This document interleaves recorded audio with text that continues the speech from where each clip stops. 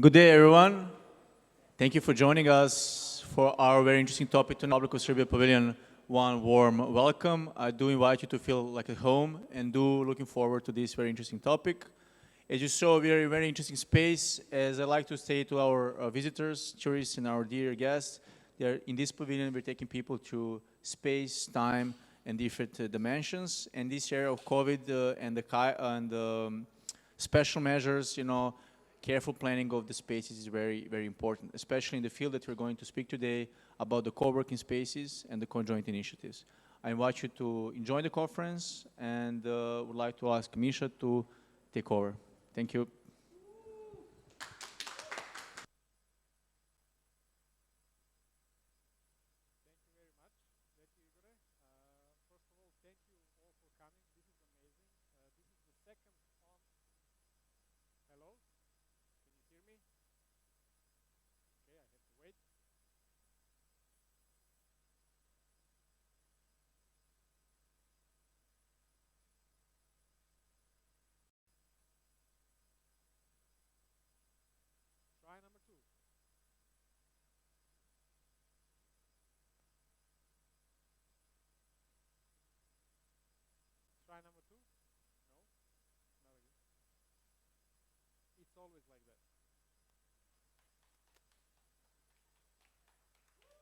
Woo! Try number two. Can you hear me? I can be louder. I can be louder. Okay. Okay. No, this is okay. This is okay. I will yell. Oh, this. I will yell a little bit. So, first of all, this is really, really great. This is the second offline event for me in the last 20 months. So this is amazing to see people and to share the vibe, the energy with you. And really, I applaud all to you for finding the time and opportunity to be here with us and to share the insights of the topic, which is very, very important now and definitely will be important in the future. So I will briefly introduce myself. My name is Miroslav Mijatov, but everybody knows me as Misha. I'm the founder of the first co-working space in Balkan, definitely in Serbia. Some of my friends even call me the godfather of co-working of Balkan. So, just the godfather, yeah. So be careful. I might ask for a favor one of these days. So yeah, after that, I'm the project lead of co-working. The first one was held in Belgrade with the huge support of Serbia Creates, and it was amazing. Really, it was in 2019, and there were more than 300 people from all around the world, people from 33 countries, and we were all sharing our knowledge and insights about co-working and co-living, and it was really, really amazing. People are still talking about that, so maybe we will consider this pandemia stuff interrupted us somehow, so we will try to do it again, maybe in Belgrade. We'll see.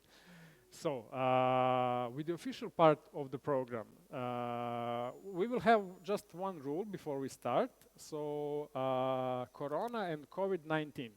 Whoever says that word today, he's obligated to put €5 in the jar, because this is COVID and Corona are the most Googled word last year.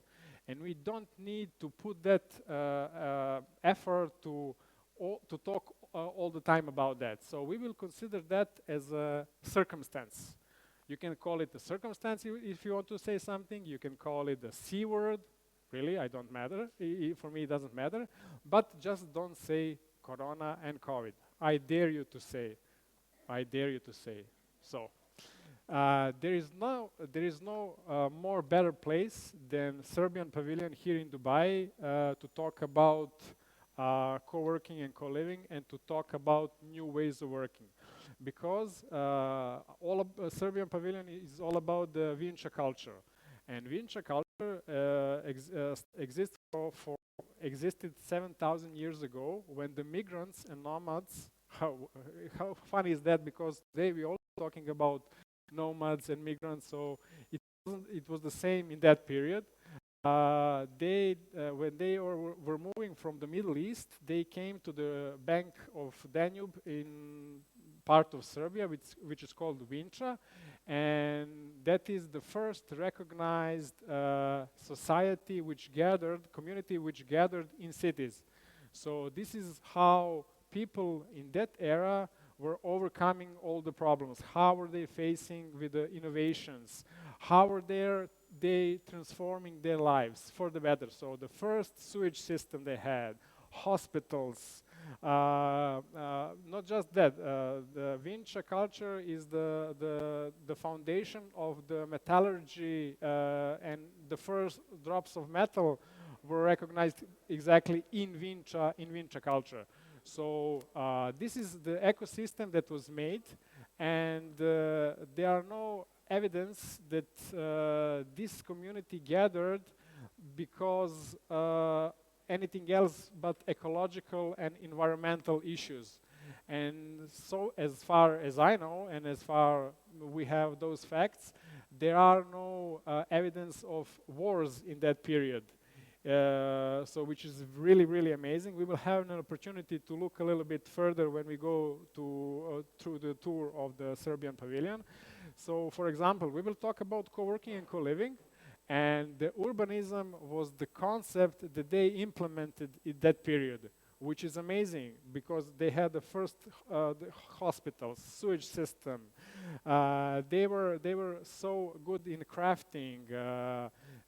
All those things are telling us that we have the evidence that the communities gathered for the benefits for the whole communities, and that is very important. And since we are going to talk about how to build one community, how the spaces are, for example, there were also spaces in that period, spaces who were developing in order to make better lives and to make better work for the people from Vinča culture. So, like I mentioned before, the reasons, and I really need to emphasize that people, why they were gathering in the communities that we call cities today, were strictly environmental and ecological. So, we need to consider that culture as something that gave us a good foundation for what we need to improve these days when the new circumstances are at the stage right now. So that is why I want to wish you one more welcome to this conference, and I'm really, really glad that you are all here. We will have a great panelists, we will have a great keynote. Feel free afterwards to ask questions, and once again, thank you for being here. And this is from my side. Now I will, thank you, Kate. So I will announce now the keynote speaker. That's the Alex Ahom. He is one of the faces of Co-working Europe.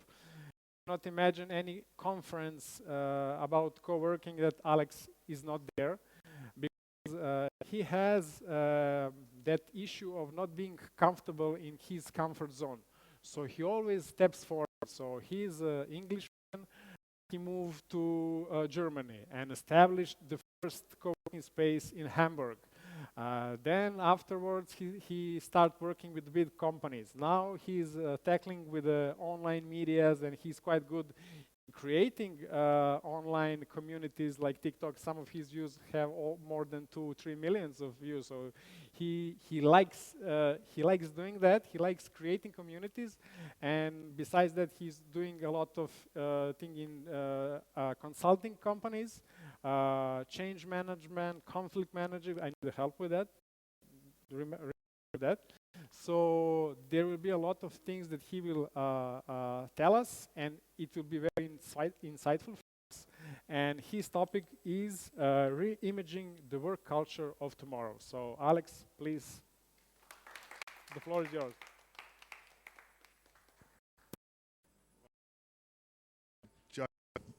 Microphone and my notes, but thank you very much for that introduction. It was a wonderful introduction. I'll pay you later. So good morning, everyone. Yes, reimagining the work culture and the work's future. Good morning, my name is Alex Ahom, and I want to talk to you about a few things that really inspire me. I think that inspiration is important in how we work, how we live. We must be inspired. So, some of the things I wanted to talk to you about, or start with, is change, migration, and community.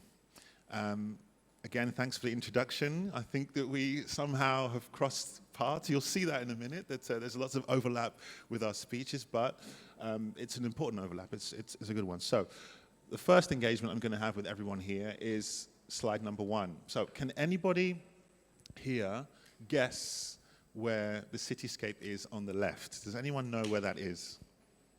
We should have some idea, considering which pavilion we're in. Right, can anyone? So, if you know, don't be afraid to just speak it out. Say it out, shout it out. It's Belgrade, yes. Yes. Yes.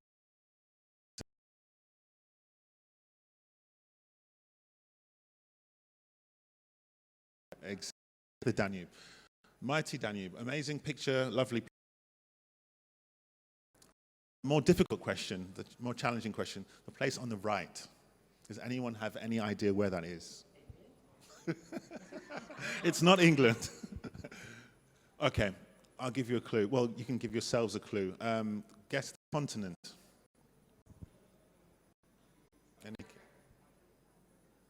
Africa. There you go. Yes, yeah. Celebrations, excellent. We're building community, people. So, the country is Ethiopia, and the river is the Omo River. Now, people are starting to scratch their head. Why are we talking about Ethiopia and the Omo River? There's a very important connection between the river, Omo, and the Danube, Ethiopia and Serbia. The connection is us, people, humanity. Now, experts, anthropologists, scientists, they believe we can trace all humankind back to the river. This basin, this area around the Omo River, Homo sapiens have been proven to originate here. So, a very long time ago, 200,000 years ago, I can imagine, if we all close our eyes and think back to this time, people here, I'm sure, are very happy, very healthy, living off the land. The river is giving them their fish. The land is very fertile. But they're thinking to themselves, where is this river coming from? Where is it going to? The river changes, the river morphs throughout the year. We're here all year round, but where is this river going to? Like these that inspired people to actually start moving and start migrating. And experts believe this is why humankind started to migrate and change and move north. So, where? That's the big question. I don't have a clicker to go to the next slide, but you'll see. Oh. But anyway, I also don't have 3 hands, so it's fine. Do you want to step up here? Yeah, we can click. Yeah. Okay, you click. Yeah, community is the key. Sorry. You can hold the mic as well. Yeah, okay. So, where did they go? So this is a depiction of early human migration. Homo sapiens, as I said, as we know now, originated around the Omo River. And they spread out in different directions, but generally they moved north. And they moved north, they avoided harsh climates like the Sahara Desert and mountains and stuff. They came through this beautiful region we're in now. We're all very happy to be here in the Middle East. Came through the Middle East, as we heard from you as well. And they meandered north and kind of slightly to the left. And please, everyone, focus on the area where it says 40,000 years. So this area is an important area. So this is where those people from the Omo River decided to stop. And we know that when we have this fork, when 2 areas divide, that's after an event happens. And that event was a settlement. As Misha told us, the first settlement of our humankind, Homo sapiens, in Europe. And this settlement is, I was going to ask everyone, what is this called? So the Vinča community started in that area. And that place where the road is, where the people went left and right, is roughly Serbia, what is modern-day Serbia. So the first settlements out Africa was in modern Serbia. So, why did they settle there? Why did they settle there, tens of thousands of years ago? And we think the reason is because, like around the Omo, the ground was fertile, the rivers were raging, full of fish and everything they needed. The opportunity was there, the weather was great, the people were safe. And in those conditions, that is where people thrive, that is where people flourish. And clearly that is where people build community. So from settling there, to fashion copper tools, they also went from copper tools, also the first community to build furniture, reusable and mass-produced furniture, and the world's first written language as well. So, of course, many of these peoples had languages, but the world's first written language could be attributed to the venture community in what is now modern-day Serbia. So a lot of things were happening based on this foundation of community. So time went on, 8,000 years ago, and from building furniture, from building tools, they went on to create more. They became more creative. Complex games have been found in archaeological finds, artwork, pottery, these kinds of things.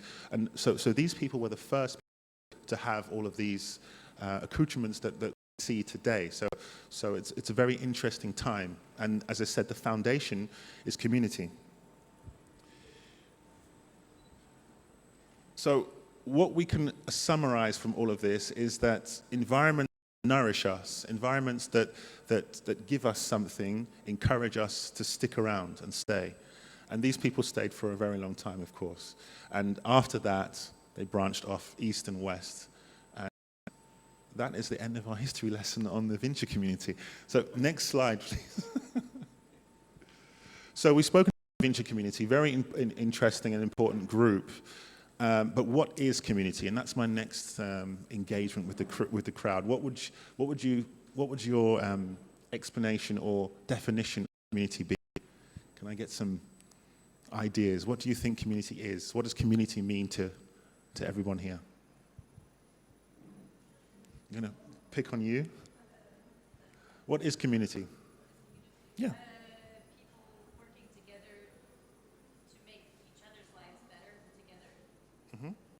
Anything else? Any ideas? Support? Yeah, excellent. There are no wrong answers. I think it's just important to think about what community is. And what I would say is what it isn't. Yeah, it isn't a buzzword.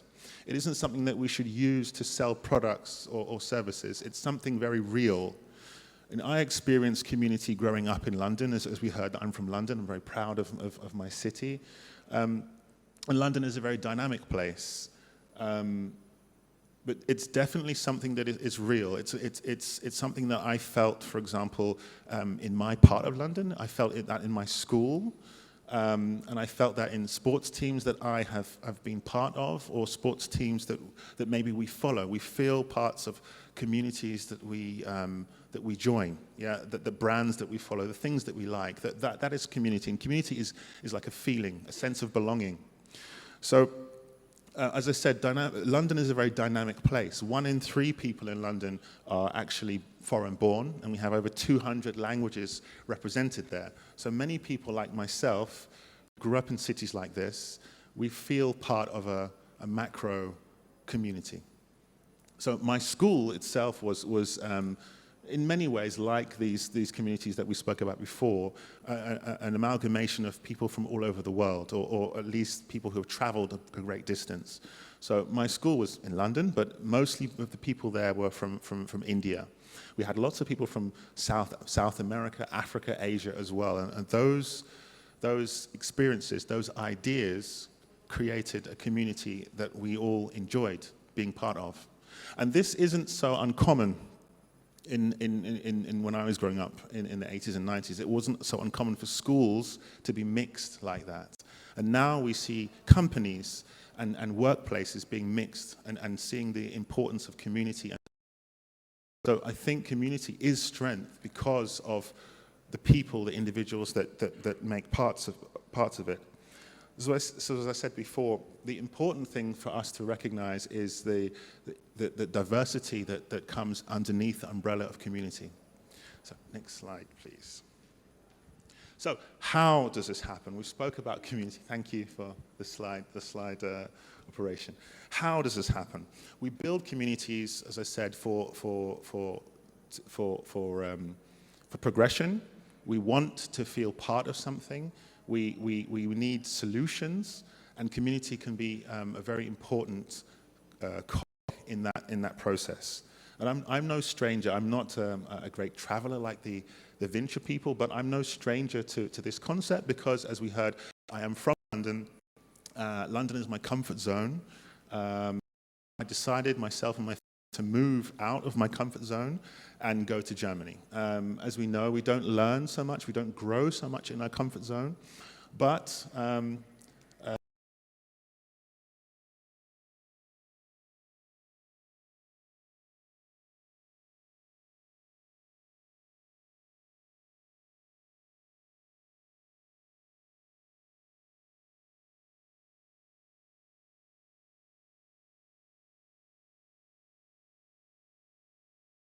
Germany. The family and I decided to move to Germany. And I didn't have a job in Germany, so it was tough. It's not an easy thing to do, but we still change, we migrate, we move. But I did have my values, I did have my experiences, and these things are very important when it comes to community, to people. So my values I speak about a lot, and those things are community, collaboration, accessibility, openness, and that means a lot to me. Connected with my experiences working in media, in HR, in hospitality, in tech. And I'm very clear about what I want to achieve in my life. And what I want to do, and what I still want to do, is to make the world of work a better place. And I've spoken a bit just now about why that is, but I've always been fascinated about the world of work and building workspaces or being a part of the change of workspaces. So with that, I realized I have a kind of an interest in people with a growth mindset. And again, it's these kinds of things, these thoughts that drive people to make changes and want to belong to something. So, next slide, please. Thank you. So, I speak a lot about, as I said, sustainability. That's one of my favorite core values. And I speak about it a lot when it comes to community building, when it comes to change in the workplace, because I think it's misunderstood. Sustainability is very important when it comes to communities, travel, movement, change, business, but we must make sure that our structures are sustainable. So, as I said, I get invited to speak about diversity, inclusion, these kinds of things, because people are starting to realize that the old way of work is not working so much anymore. It doesn't work for more and more people. Workplace dissatisfaction is up. Absence from the workplace is up 7% in the last 3 years. So things are not looking so good. And when things don't look good, when things are broken, what do we have to do? It's a question. What do we do when things are broken? We fix them, exactly. So what's happening now is people realize that the world of work, our workspaces, the way we work, it's not working and it's broken and we must fix it. So as I said, I have moved for jobs. Many of us, I'm sure, have moved industries. We've moved countries. So that is the first step to change. We must acknowledge where we are on the process and keep on changing. So, you know, a personal story to make it kind of more relatable. I moved to Germany looking for a job, looking for my next career path for over a year, applying for things that I thought were right for me, right for my people. But I realized that it wasn't going to happen that way. So I had to build my own space for myself and people like me. And that's very reminiscent of the venture community again. You have to travel outside of your comfort zone, and when you don't find what you're looking for, sometimes you have to build it yourself. I met loads of people who weren't happy with what they did. They didn't like their boss, they didn't like their colleagues, they didn't maybe see the vision that their leaders had. They didn't even see themselves as a explorer, as a hero in their own journey, and I couldn't identify with that. So I realized that I had to build a community of people, or be part of a community that could see things the way I did. And if I saw things that way, there could be other people who were isolated as well. So, as I said, as Misha said as well, that I built online communities before with the power of social media. I built offline communities with the spoken word and with actions. And it wasn't easy, but it was definitely worthwhile. And I would definitely say, when building community, when building new workspaces, when building new companies, the outcome is much more important than the income. And I will say that again, because it's a very important thing. So my platform that I made, my business, it was very much a global idea, but not forgetting the importance of the local identity. I think that's important when we build spaces, when we build offices, build businesses. You can have these grandiose ideas, these big ideas, but never forget the local identity, the local feeling. It's important. You can't copy and paste what you think from here and put it somewhere else. There was something that we shouldn't forget. So Shared, my co-working space, the space that I started, as we heard, was the first of its kind in northern Germany. But I was a one-man band in 2014, and maybe, as we know, the saying goes, timing is everything. So maybe I was a bit early to the market. But as I said, definitely, after 6 years of growing the business, growing the community, I realized once again that the outcome was more important than the income for me at the time.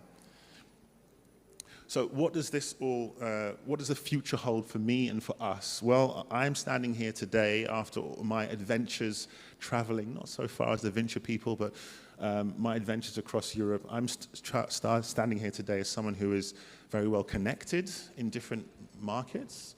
I have a lot of experience and stories that I'd love to share about building community, building office spaces and teams, which I think is quite relevant to our discussion about mobility. But as I said, I'm also very, after closing my space in the beginning of the pandemic, 2019, I'm still very optimistic about the future of work and how we can change and remedy some of the situations that we have here. Despite my doors being closed, I'm very happy to help other people open doors for themselves. Work is changing. Demographics are changing us. And I think that it's time we realize that how we work, where we work, how many hours we work, that all has to be flipped on its head because of as I said, the stress that we're under and the time that we put into work. Traditionally, we do modern work in offices, but we've realized that not Corona, but the pandemic has shown us that we don't have to work in traditional offices. We don't even have to work at home. We realize now that we ask ourselves questions, where is home? Many of us have left small villages or small towns to go to bigger cities like mine, cities like London, Dubai, Singapore, New York. But we realize we don't have to do this anymore because we can work in a different way. So it's important that we're conscious of how work is done. A friend of mine has a co-working space in Bali, and we spoke about the changes of work a few years ago, and he mentioned he could see the first wave of digital nomads coming to Bali at the time. And now if we're not careful, but now if we observe and now if we look closely, we can see that migration has already happened. His space is full. Digital nomads occupy his space, every table. And also not only digital nomads, but flexible workers from all of those cool companies that now value diversity and inclusion. They are also working in Bali and Dubai and wherever. So work has changed, the location of work has changed. So we can even see important people like the president of Serbia talking last year about opening the borders of Serbia to foreign workers for work visas and work permits, making it easier for people. So, next slide, please. Thank you.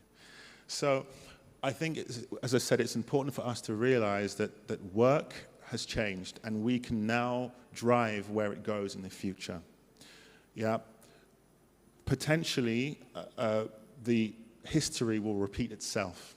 I've been talking a lot about flexibility, I've been talking about community, and those two things have impacted work and life more than we realize.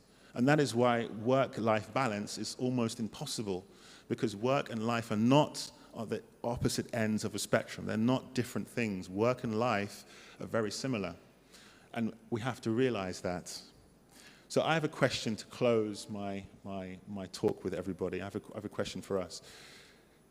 Knowing what we know now, knowing that millions of people don't have to leave cities like Belgrade, like countries like Serbia, to find meaningful work, knowing that now, where do we want to go in the future? And what does that mean for us? That's my question. Thank you.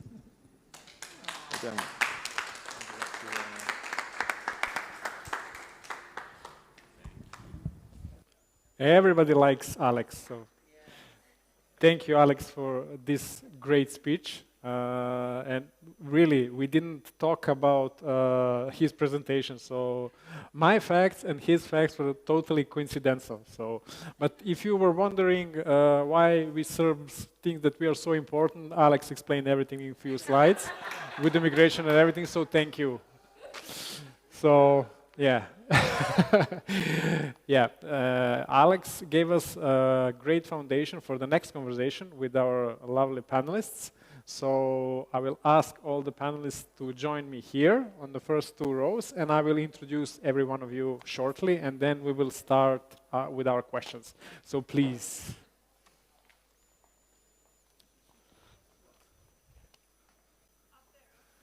Whatever you like. It's your pavilion. Yeah.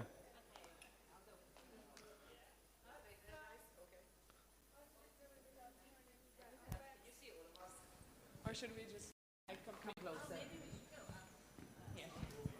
Let's see what he says. Okay. It's easier for the camera if you are, yeah. That's why we moved. There, I can see. Informal. Yes. Great, I will start with you. So, so this is Julian Becker. We have one. She has a long history of leading communication-based projects. I know for a fact that before she was working on a project to save some animals. Maybe she will explain that a bit later. But also she's a co-founder of Coconut Co-Living Place. It's 1.5 hour near Berlin. And if you haven't been there, please go there. It's amazing. I've never told you that, but when I was in Coconut, I lost in the woods. Somehow I got lost there, but it's really nice place, and all the people who are living there were so nice to me, and they were showing me the way how to get to the co-living place. So Julian is also connects the dots from the various industries, and her network is spread from the cultural scene of tech, politics, and also with the experience in NGO sector. So you should definitely, once again, I invite you. Can I invite them to come to? Yeah, yes. Please go to the Coconut Co-living Place. It's really nice. The next one is Kate or Katarina Maiolini. This morning I learned something, that she is very disruptive, but in positive way, when it comes to technologies. She is head of ambassadors of Co-live platform. She also comes from the fashion and financial industry, but she's also aware with the real estate projects. She is doing an amazing job. We met in Belgrade also in 2019, and from that point we became friends, and what she did for the co-living community all around the world is amazing. So she is the one who is that drive for the co-living spaces which are establishing and developing all around the world. She lives in London, but like all of us, she is a nomad. You can never catch her in London. She's always somewhere else. So Ana Ilic, Ana. Hello. She is a senior advisor to the Prime Minister of Serbia for creative industries and tourism. And she will present the concept of creative and innovative multifunctional center Ložionica. For people from Portugal, it's very easy to say Ložionica because of your ž, but we will call it for all the others around house. And I would like to emphasize that Ana, she's that silent force behind the Serbia Creates platform, and she's the supporter of so many networks in Serbia who are making this creative industry visible to everyone. And so far, she's doing a great job with her team. So thank you, Ana, for that. So the next is Stephanie Brisson. She's from Canada, the French part. But she lives in Germany for quite some time. She also has an experience in making communities and co-working spaces. So, she founded the first co-working space in Canada. Then afterwards, she moved to Germany, and then she opened the co-working space in Berlin, Ahoy, right? And after that, she decided to work something a bit different, and then she started working with a tech space. That's the company that provides the technology. IT companies provides the whole services for them to make their job easier. And she did that for quite some time, and she was the leading the German team and helped develop the company's European expansion. And now she's doing something very similar to that. She's working with the Get Your Guide. That's the platform also where you can book the best experience in destinations across the globe. Since 2009, they made it easy for millions of travelers, remote workers, digital nomads to find some unique experience for them to remove. And today it's a bit different because then we were talking about moving just as individuals. Now we are talking about moving the whole teams to relocate them in any part of the world. The next one is Mubarak Muaz, who we also all met in Serbia, in Belgrade in 2019. She's so much into tech startups and industry that she decided after Belgrade, when he was so inspired to establish his startup, Ace Place, which is, according to my humble opinion, a fast-growing development platform for shared offices.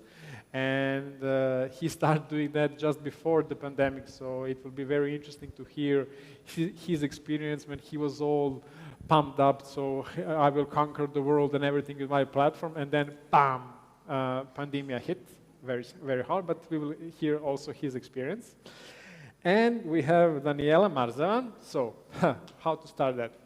When there is no solid community in any part of the world, she will go there and make one. And she moves a lot. So she moves into the city, into city to city, countries. She's one of the non-founding members of in my opinion, the best case of co-working spaces, Beta House in Berlin. They are really the best case of how should one co-working space operate and to open all the branches around the Europe. Then afterwards she said, okay, I did this, so I will do something else. Then she moved to Lisbon, and with the cooperation with Beta House, they established a Beta Lab in Lisbon. And they established that community, and she was in the early stage of advocating with the European Parliament about co-working spaces to be recognized from a side of any government.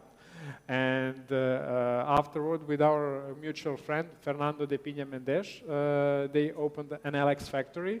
They founded, and that it was, I don't know if it's still, it's closed, but just a few months.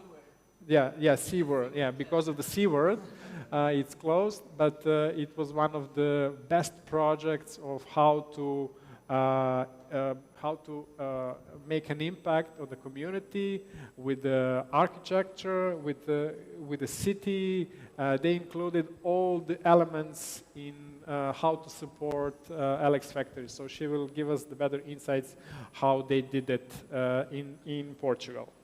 So, and now we will start with the questions. We will have 3 rounds of questions and, sorry. First round of question I will direct to Julian and Stephanie. And we will talk about the initial idea of how they started their communities, their places, and how that has changed since that moment when you, for example, it's 5, 6, or 10 years ago, what was your passion? What was your motivation about opening those kind of spaces? And how are the circumstances have changed, especially in the last year and a half? What has changed? How the communities were reacting to that? And did you have any kind of support from the local communities and, of course, from the government? So please, Julian, let's start with you. Sure. So I'm Julian Becker, and we opened Coconut, which is, as you said, is in the countryside just outside of Berlin. Coconut actually stands for community and concentrated work in nature, because we, from the very start, knew that community was an important element of our project. I have experience working in the co-living field for more than 10 years, which is crazy to say. But because of that work and because of research into these types of workspaces and productivity and just basic human needs for many, many people, not everyone needs other people, but about 90% of us do, we built community into the project. We did that in a few different ways. So we considered that the people who came to our space, so people come to Coconut for any amount of time from, say, one night. They can come as a coworker if they live in the region. They can stay overnight. They can stay for 6 months. They can stay for a year. So we knew we wanted to make a place where all of these people who find themselves in our space have a chance to get to know each other. That was one element of the community building. And the other element of community that we really considered from the very start was our activities in our local community, so the residents of the place where we were staying. So we've always considered to not be a UFO in the middle of the countryside, but rather to actively invite our neighbors to our place. And it is an active thing. It is not something you can expect that your neighbors will come to see you. You really have to find reasons to bring them and find reasons that they want to be there and that they can also feel an identity with the place.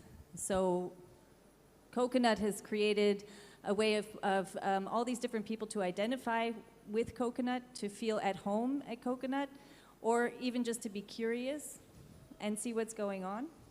And that's always been important for us. And I can say from the beginning, because you mentioned the word that shall not be named, that in the beginning when we first built this project, we had considered individuals and small groups would be the main use case for our place, which actually turned out to not be the case until the thing that we cannot talk about. So we closed for 2 months, and then when we reopened, we were only able to host individuals, and in a very different way. And over the last 2 years, what we've seen is that many, many more individuals come, and many people came from the city because in the city they were really alone, and at our place they actually had a chance to talk to people they don't know, to get to know new people, which they were desperate for. So people stay for many months now when they come.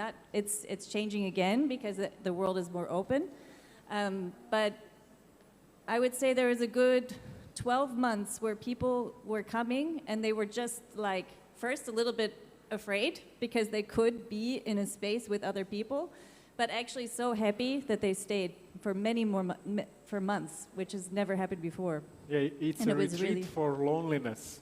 And the funny thing about the community, when I was there, one day, one person waited me in front of the reception. The next day, the same person was serving food for me. The other day, we were together fixing one wooden boat. So it's really about the whole community. We were all involved in all the activities that were happening. So, and the other day I was in the kitchen and I met the same guy with me. We were washing dishes. So it's like, Oh my God. it's You all were about, there in the beginning. yeah, yes, I was there in the beginning. But that's the best part. Yeah. Yeah. There was a lot more of the where everybody's helping to fix boats and do dishes. But Yeah. I can guarantee now if you come, you probably don't have to do dishes. No, unless I you really enjoy want it. to. I enjoy it. If I you really want to, enjoy you it, can. yeah. I'll find a way. Thank you. Steph? Thanks. I think it's worth going back a bit of what I've done before, what I'm doing now to understand how community loops in into Get Your Guide. Like Misha mentioned, I used to be in the co-working industry in Montreal. Then when I moved to Berlin, I still immersed myself into this. I started working with the freelancers, then the small companies, then when I was in tech space with the bigger companies. And one thing that I noticed as I move along this growth curve was that the bigger the company, the more inside the company there's a need for community as well. When it started as a startup, everyone is nearby, everyone is close to each other. But as the company grows, when they passed, I would say 30, 40 people, then there's departments, there's sub-teams. And then when we reach, like we are now, 450 people within an organization, the community is still very much to be worked on. You have the engineering, which are working in a certain way. You have the sales guys, which are out and about, working in a totally different way, speaking sometimes a different language. You have the care, the support team. It's within an enterprise, within a business, there's a need to create this community. And Get Your Guide, the hat that I'm wearing today is not so much the product, but really we're looking at the workplace, looking at the employees, and taking the best of co-living, co-working, and introducing it within the workplace of a single company. We have, just before the pandemic, acquired a huge building in Berlin to create a campus, to create the sense of community where people would want to come. On the back of the circumstances, we also look at our culture. What do we want to be? How do we want to work? And what was becoming clear to the founders, but also to everyone in the company, is we value in-person interactions. We want to keep interacting. We want to have this collaboration, and that's really is what was hard for us in the last year and a half, and also what will pull us in the future. Now, that's not going to be an easy transition. We've been working remote for a year and a half. I cannot say, hey guys, everyone tomorrow come back to the office and act as if nothing happened. It's going to be hybrid. I mean, we've just heard it. Right? People value their personal time. People value their mental health much more. How can we integrate that within the workplace? And I think that is through the people that you work with, how you structure that, and how the environment is physically designed to gather, or to have people gather or socially or just interact, not just through Zoom. So I would say that's the transition, and also looking forward, the challenge. Yeah, I can say that the way we will work in the future and how we are working today is becoming one of the basic human needs, because it's a huge amount of the hours per day that we spend at work. Like Alex mentioned, we cannot divide personal and working. It's combined. It intercepts each other, so it's very important. And it's all about that interaction and how we will deal with the needs of people, individuals, and teams who are coming to our spaces. So thank you, Steph.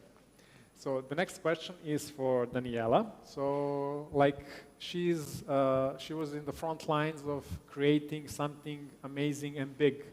One in Berlin, one in Lisbon. Totally two different mentalities, different cultures. And I would really like for you to share with us your experiences, because they must be a bit different. How was that when you were establishing Beta House in Berlin? And how was it in the sense of people who were working on that project? How was the whole project look like when you worked in Berlin and in Alex Factory in Lisbon? Thank you. Well, there is one commonality to all the countries where I've been to, trying to put the seeds of co-working into a more or less fertile soil. I would count to Portugal and Germany, also the MENA region, Algeria and Egypt,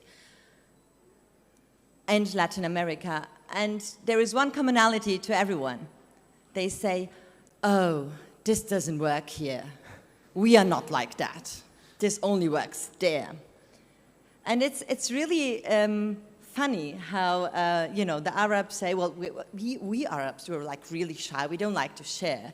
And then the Latins say, well, oh, this shareism thing that you let people look at what you're working and, you know, share ideas with you won't work here. People steal ideas here. And then you go to Bucharest. I'm actually also from the Balkan space.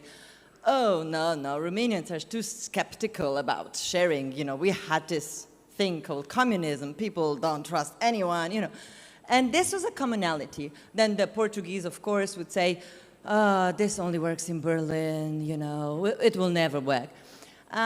So even in Japan, I was talking to a university professor researching on how crises has pushed this, this trend forward of co-working and also of design methods or human design methods. And while in Tokyo, co-working spaces were popping up right after the environmental crisis of Fukushima, there were sociology professors telling me, you know, our culture is not made for that. So what I found everywhere is really this, this common instinct of saying, this will not work here, not in my culture.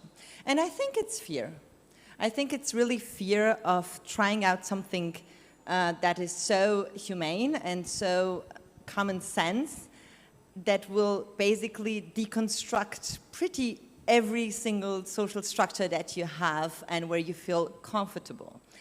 And maybe to dive a little bit into the Portuguese example, it was funny how we entered as foreigners, basically, planting some seeds with some events, with good drinks and food. That's how you bring people together. And then 3 different projects that were already doing co-working projects or maker spaces, hacker spaces would come separately and say, look, we are working on this, but we don't want to share it yet because it's not ready. And then someone's like, look, we are working on this. You know, and so we use this foreigner bonus, and then put everyone on a panel and just discarded all the secrets to everyone. And that's how the BTI, the biggest startup ecosystem in Lisbon, actually emerged. That's how people actually started to talk with each other instead of hiding these projects from each other. And I think that was something that might happen everywhere. So you need some disruptor from the outside to be a little bit ignorant maybe, or to play a little bit with the foreign factor and to bring people together that might at the beginning not trust each other. And Berlin is a different story. I mean, in Berlin it just flowed. It was 2008 after the financial crisis. It's just yeah, but after the world crisis, it was the necessity. Absolutely. The people gathered around that idea that Absolutely. the place where squatters were gathering to make something where creative people It was become. very easy. Yeah, exactly. Very easy. And it was abandoned building, and you start with 200 square meters. With 30 people, just friends of friends of friends. And everybody brought their chairs and what they found in the garbage or sofa or something like that, they brought there and they start working. And they become one of the biggest... We got some donations. We got some donation. It's called upcycling now. It was a design thing we did. but actually, the first reaction, as all of the humans, is that we don't like changes. And we need sometimes to force something that can be changed and to show that to the people, even though they don't like it. And to crises get out do of that. the comfort zone. So never miss a good crisis. Because crises do that. Yeah. So this is a perfect moment to do that. This crisis now that we cannot talk about. We cannot talk about. Thank you very much. So, and we come to Mubarak now. So this is for me very, very special because we met in 2019 in Belgrade. at the conference, and he was very inspired, at least he told me that he was inspired with everything that he heard at the conference, meeting people, panelists and everything, and afterwards he came to Dubai and started something new, which is very, very related to this, how we call it now, industry of shared offices, co-working and co-living. So for me, this is a very special moment because we closed that circle. So from Belgrade to this, where this is your town where you are local. So please tell us something about your experience, your journey from Belgrade to the platform that you are developing right now. Great. Well, obviously, I love the city. I thought Belgrade was very pretty, and I had a great experience there in general. Actually, one of the merchants in the local vegetable market even offered me his daughter's hand in marriage. And I might take him up for that offer so I can go to conferences and say that the community even gave me a wife. Yeah. That happened in Bajlonijeva Piazza for all the ones who are from Belgrade. So I just explained them. So essentially, I'm a tech guy, and when I came to CCCSEE, I had an idea and a product that I was very excited about.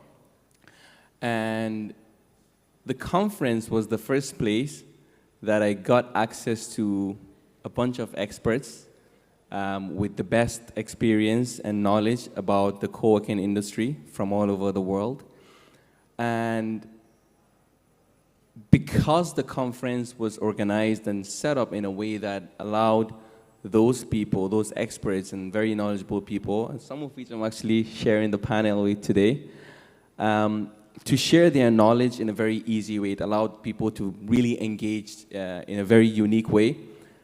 I would say I almost got a cheat code to gain very deep knowledge of the industry, much more than what I thought I knew.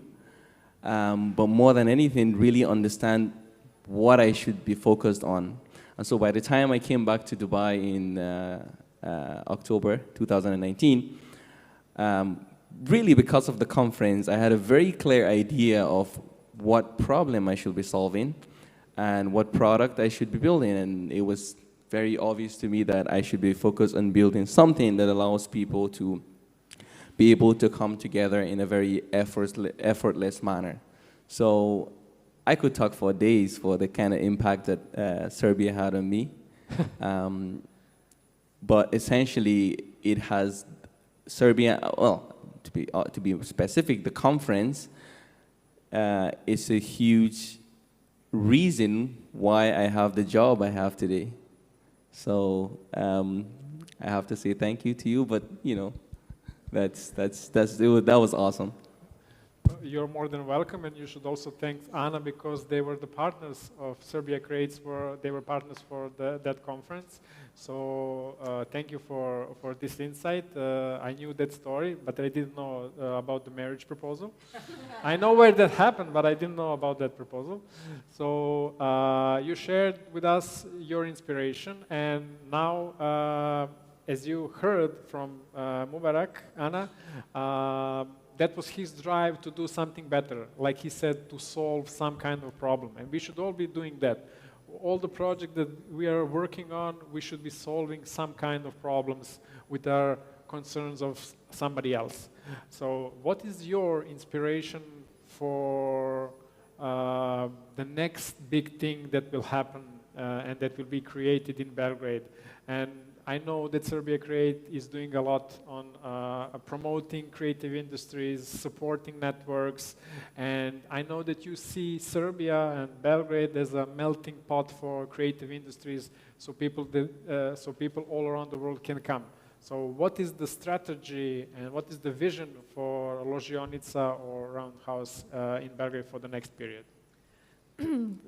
Thanks for this introduction, which is very good and honest. And well, for Ložionica, it's actually coming as a result in a way, and will be like a flagship project, legacy project of the team that I lead within the Office of the Prime Minister. where we've been working on the creative industries for the last 4 years. It is a part of the industry that the government never used to look at or work with. And my background is in creative industries. Filming. So when I got it, sorry? Filming, right? Film, mostly film production. So when I came to the Prime Minister's office, thanks to my boss, who understands and gets this very well, and is also one of those people who pushes us to dream big, aim higher, go faster, and have big ambitions. I got to do everything that I always wanted my government to be doing for the industry. And so it's a dream come true, and which is why I enjoy it so much. And having a physical space that will be a co-working space, but a bit more profiled, I think, in comparison to yours, towards creative industries and innovation, it comes like a dream come true, really. And we found this wonderful industry heritage building. That's the old railway roundhouse that's just completely depleted, sitting in the center of the city and in the heart of the new urban development, which is the Belgrade waterfront, which is also the biggest UA investment in Serbia. It's now this is the whole residential commercial area, so we believe that our roundhouse that will bring creators and artists and innovators to the area will bring a lot back to that community and will make it beautiful and not just sleep, shop, do the usual work, but let's actually get together. You know that Serbia, obviously, has a lovely network of co-working spaces, 40 plus, I think, now, and is already established as one of the top digital nomads destinations of the world, which is fantastic and completely organic. It just happened. No strategy from the government or anybody, really, which is great. Organic. You know how they say what's the difference between communities and vegetables? There is no, because they are the best when they are natural, organic, and locally grown. So exactly, that's exactly it. So with our space that will be government-driven, we want to be very careful not to be competition to the private commercial co-working spaces, but to actually support the entire network and fill in a gap that's really missing, and that's having a space for artists and creatives where they can gather, work together. And there are two reasons for this. I mean, there are many reasons, but let's say two top reasons for this. One is that the artists, the culture generally in Europe, especially in our area, I think, is very institutionalized, and there are museums, there are schools, there are established artists. So for young artists to get exhibited anywhere is such a tough job. So we want to make this space where they can create, work, and exhibit their work. So we want them to really own this space. Altogether. That's one side of things. The other side is what we've been supporting all the time, is putting together people of completely different backgrounds and profiles so they can work together and build something completely new. And the best example of that, for example, you'll see later at our exhibition upstairs, where we saw hardcore archaeological scientists merge with a video gaming development company with the fantastic meta-human technology, and now they joined forces. So the scientist guys managed to find, actually they found a long time ago this skull of a human from 10,000 years ago and drew a genome out of it, and now can say this person had this color of eyes, this color of hair, but was also lactose intolerant, and those kinds of details. And with the video technology, video gaming technology, they're able to completely recreate this person exactly the way they looked, and we get to even interact with them. So we'll see that upstairs. But we can call him Vinko. Sorry? We can call him Vinko. Totally, yeah. So this is what we want to do, actually, to have Ložionica as a melting pot of where people can feel comfortable to experiment, work together, but they can come from all backgrounds, really. And it will also have co-working parts of it, but also performing arts, and event space, and multifunctional, multi-purpose areas for exhibitions, for experimental theater, dance, whatever. You are aware of the Serbian mentality and that the whole network of co-working spaces will see you as a competition. But it will take time for them to adjust we'll this, hope, because we know we will which is why we're working yeah, together exactly, with you already. exactly. So, but from the start, we are going, It doesn't work in Serbia, only in Berlin. Exactly. Exactly. Never. yeah.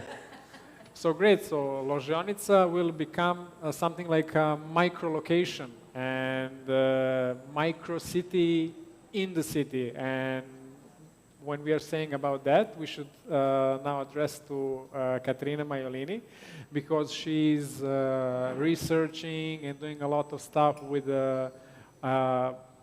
well, it's not completely new, but to the most people is very new concept of 15-minute cities. The biggest promoter and supporter of that 15-minute city concept is Ana Hidalgo. She's the mayor of the Paris.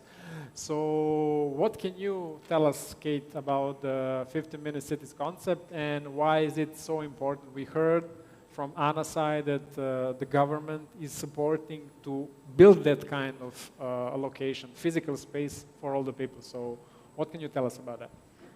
First of all, I want to say I love the fact that you come from another industry. Sorry, I'm going off topic just 1 second. But I also moved from one industry to another. First, because as Misha was saying before, I really like to disrupt. And I strongly believe that cross-pollination is really the key to innovation. Different. Somewhere, like I was saying, you can move from one country to another, or from another industry. They just come in, and we were having this chat this morning, right? They just come in with a different totally intake, and they really needed. So I really like that. I just wanted to say that.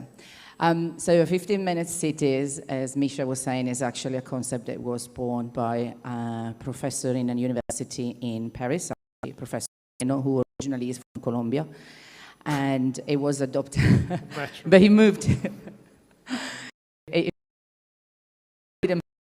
So it just. And he studied at university in Paris, and he started to understand that the city was really big, and one of the biggest problems that it was in there, and where people were suffering the most, was about the commute. So changing commute to community, and therefore developing hubs, if we can call it this way, clusters in cities, where everything is accessible in within 15 minutes of walking or cycling. Now, Bas, who is a friend of mine, you can wave, and he's actually one of the ambassadors for co-live. He is developing the first co-living concept in Dubai, and when I went to see it 2 days ago, I raised something very interesting, and I think I was talking to you about it as well, where I actually think that in a very strange and different way, Dubai is also a 15-minute city. Because I've been here, right? I've been here for 2 years, and every time I say to someone, oh, I have to go there, oh, yeah, it's fine. It's like 15 minutes, maximum 20 minutes. Get a taxi, 10 minutes, and you're there. True, the difference is that this is driving, right? But I think if you speak to a lot of people that live in this type of cities, where everything is within 15 minutes from you, they will all tell you, I love living here because everything is so easy. I don't have to commute a lot. I have more time for me. I don't have to wake up really early. I'm not stressed by the fact that, you know, there is a massive rush hour and I have to do all of that. So the whole concept of 15-minute city really is that. Of course, in cities like London, where I also live most of the time, you cannot really implement that. So what you can do, the same thing that Paris is doing, is having little clusters, right? So creating these 15 minutes hubs around the cities, which then allow you not to having to travel as much in, but only on an occasion, and therefore having more time for what we can call community, which could be time for yourself, time to actually enjoy more what is around you, but also to find out. Because most of the time when we commute to a place, then what happens is that if you commute into town center, then you stay maybe there for dinner with your friends. You don't know what's happening around your place. You just go back to sleep. And all you know is another area, and therefore it's very difficult to build communities.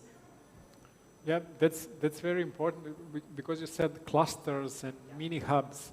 I have that theory that in Serbia, in the former Yugoslavia, we had that after the World War II.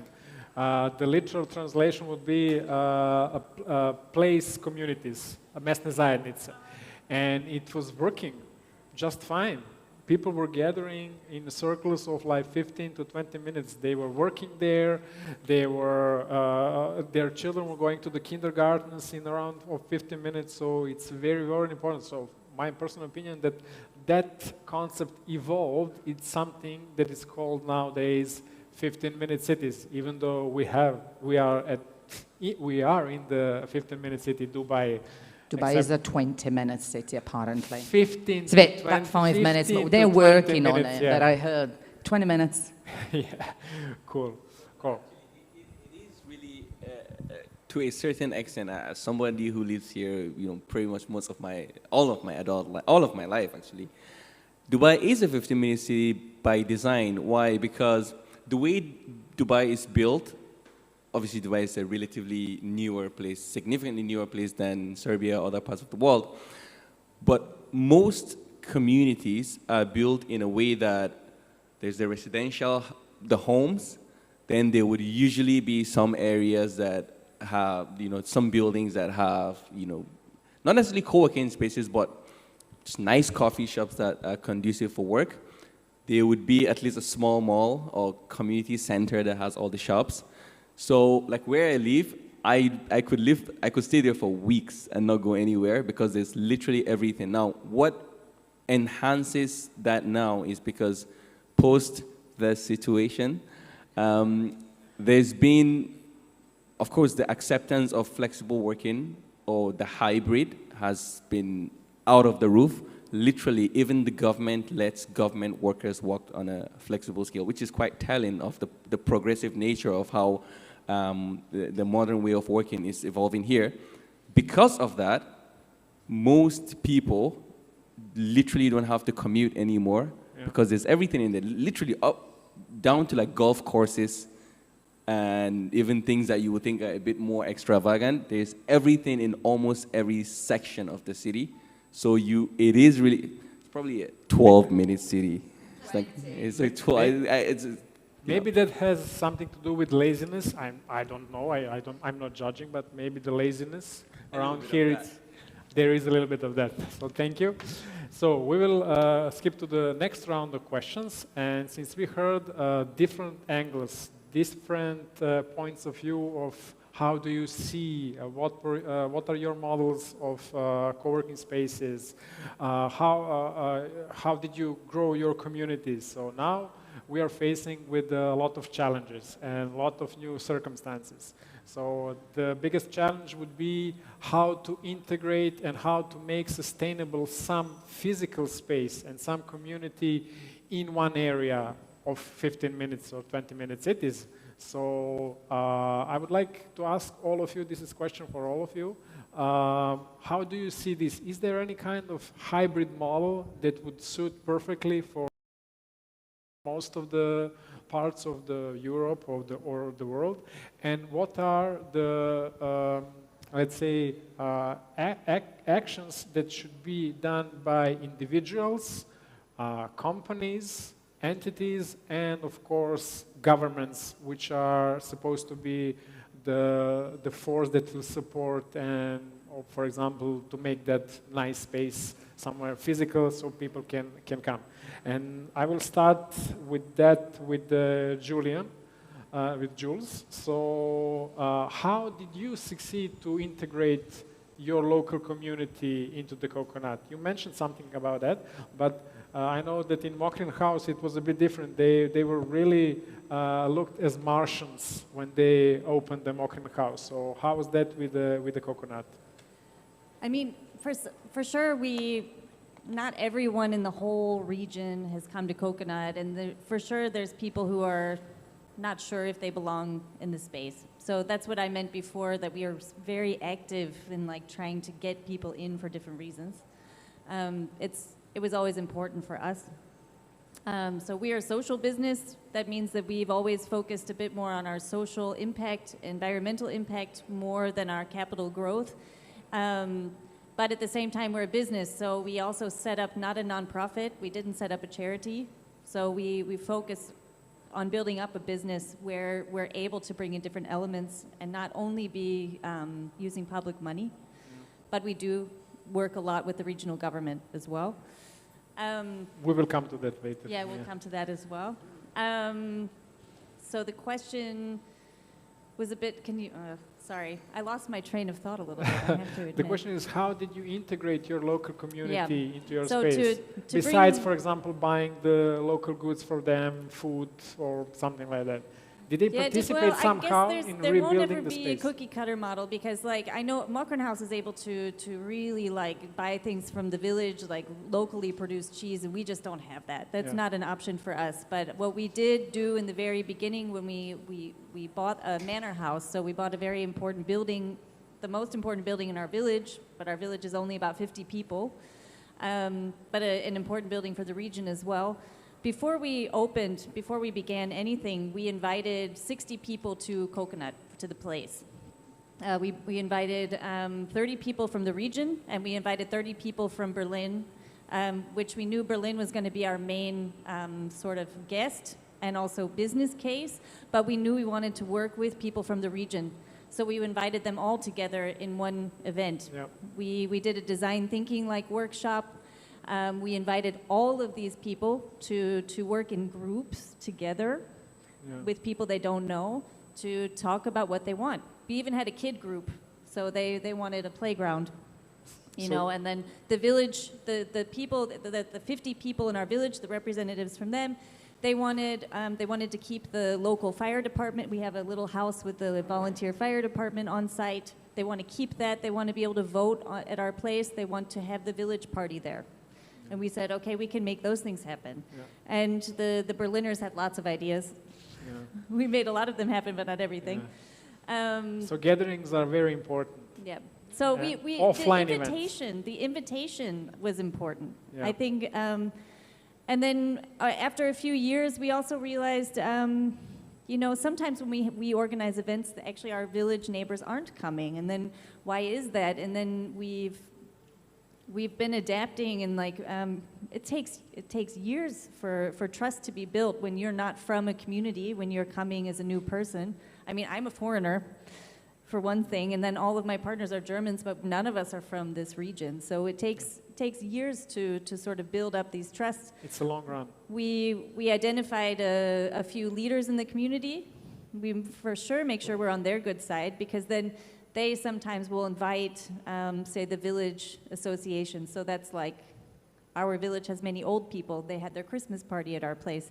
Then we made sure we were at the Christmas party so that they could ask us about our project. Because there was lots of rumors, and then then they could ask directly to my co-founder, like, you know, what, there was a lot of rumors. Yeah. She was able to clarify some of like them. Everywhere, that's normal. Yeah, but I think the main component was that from the beginning, it was our intention to incorporate our neighbors, to incorporate, be a part of the region. Cool, thanks. Yeah. Mubarak, for you, since Ace Place is a platform which is commercial, we need to have that perspective of how does, even though it's a commercial platform, what's the added value for the community in Dubai? That is very important. Okay, so one of the things I really like, this will sound like a little bit of a digression, but I think it's important to the point I want to make. I really appreciate that, you know, even though the gentleman mentioned, you know, we have to avoid using community as a buzzword, but I really appreciate the emphasis we put on it, and we don't just talk about, you know, even though we have people who are co-working managers, we don't talk about just the commercial side of things, we talk about the impact. What we're seeing, for example, is even in technology, just look at tech businesses across the world, a lot of the companies are trying to shift away from hardcore marketing by just spending marketing dollar down, and going towards community-oriented marketing where it's more natural, where they actually focus on building community rather than marketing. Now, when you look at talking about this region, I also really like that we talked about how community was at the core of, even back in the day, the people who settled in the modern day Serbia. If you look in Dubai, I don't know how many people live here, but we actually have a thing called the Majlis. And the Majlis has a whole, actually, this is something that you will find in the Majlis a lot, but there's so much culture around it. And essentially what a Majlis is just a sitting area. You've all seen pictures of what a traditional Arab sitting area looks like. But it's amazing how, even though this is something that as far back as you can go into Arab culture, you'll find the Majlis is just the place where everybody comes back from work and they gather there and just talk. Now, it's quite incredible that exactly that culture is still alive today. I would usually, I'm a little too busy for it now, but I still go to the Majlis with my friend. It still looks exactly the same as it looked 100 years ago. And the activity that happens there, okay, maybe now we talk about girls, but we really just come together and just talk. And it's amazing to see how that creates impact in individuals as well. So in terms of Ace Place, of course, regardless of the commercial aspect of the business, which is important for the business to survive, Of course. at the core of what we do is bringing people together. We only succeed if we do that. And because of that, most of our commitment and where we commit our resources is actually towards activities and business objectives that allow us to make it effortless for people to come together. Now, I can talk about this here and say, this is what we want to do, and it sounds, this is quite theoretical, but where it gets really special is when you see the impact in real life. So I'll give you an example. There's an initiative called the Water Alliance, which is really intended at just protecting clean water for the environment and providing clean water for under-deprived places around the world. And recently, they started doing events, booking spaces to do events through Ace Place. And one of the first event that they booked and did there, the lady that was organizing the event called us after the event to just say thank you for how easy it was for her to find a space that was suitable for that type of event. Now, she didn't get a discount, she didn't get any incentive, really. She paid the price, but she was so happy for how easy our technology made it for her to find not just any space, not just a hotel banquet, to find the right space for that. But what is even more, at least amazing to me, was the host of the location. There's a location called Unbox. It's an art gallery that is focused on sustainability. The host of the location called also to say thank you, but he said, and I quote, "This is the type of people I would like to host in my space." Now, notice one thing. The key word there is people. He didn't say this is the event. Because you would think about the business aspect of it, you think, well, he just want more bookings, more people booking to come and do whatever there. But he specified, this is the type of people I want. Now, what this means is he was actually really proud that an event of this nature, an event with this impact that stands for this, is hosted in his location. And for us, the ability, or at least I would say for me as a founder, the ability to have created something that enables that type of connection to happen, where an event gets to meet the space that matches exactly what it stands for, I could do what I do just for that. And that's why I appreciate what he says about, it's about outcome rather than income. And you should consider about giving a discount to the charity projects who are held in spaces which are booked on your platform. We are actually doing that. In fact, we're looking at allowing,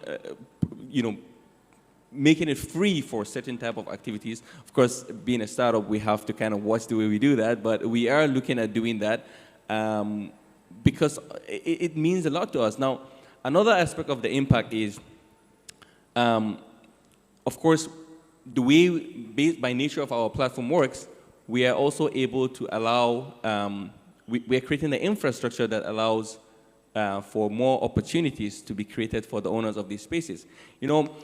One of the things we found out, I probably initially thought this was going to be for co-working spaces or meeting spaces that are just meant to be commercially rented.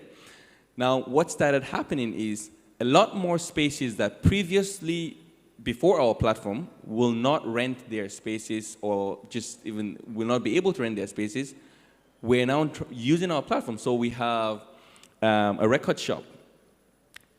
It's just a record shop, but it's designed in a way that you can actually rent it out.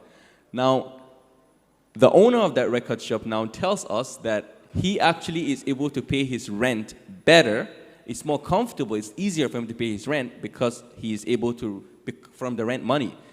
Yeah. And turns out he always struggled because the money from records alone, because we don't really have a big records culture here, didn't really cut it.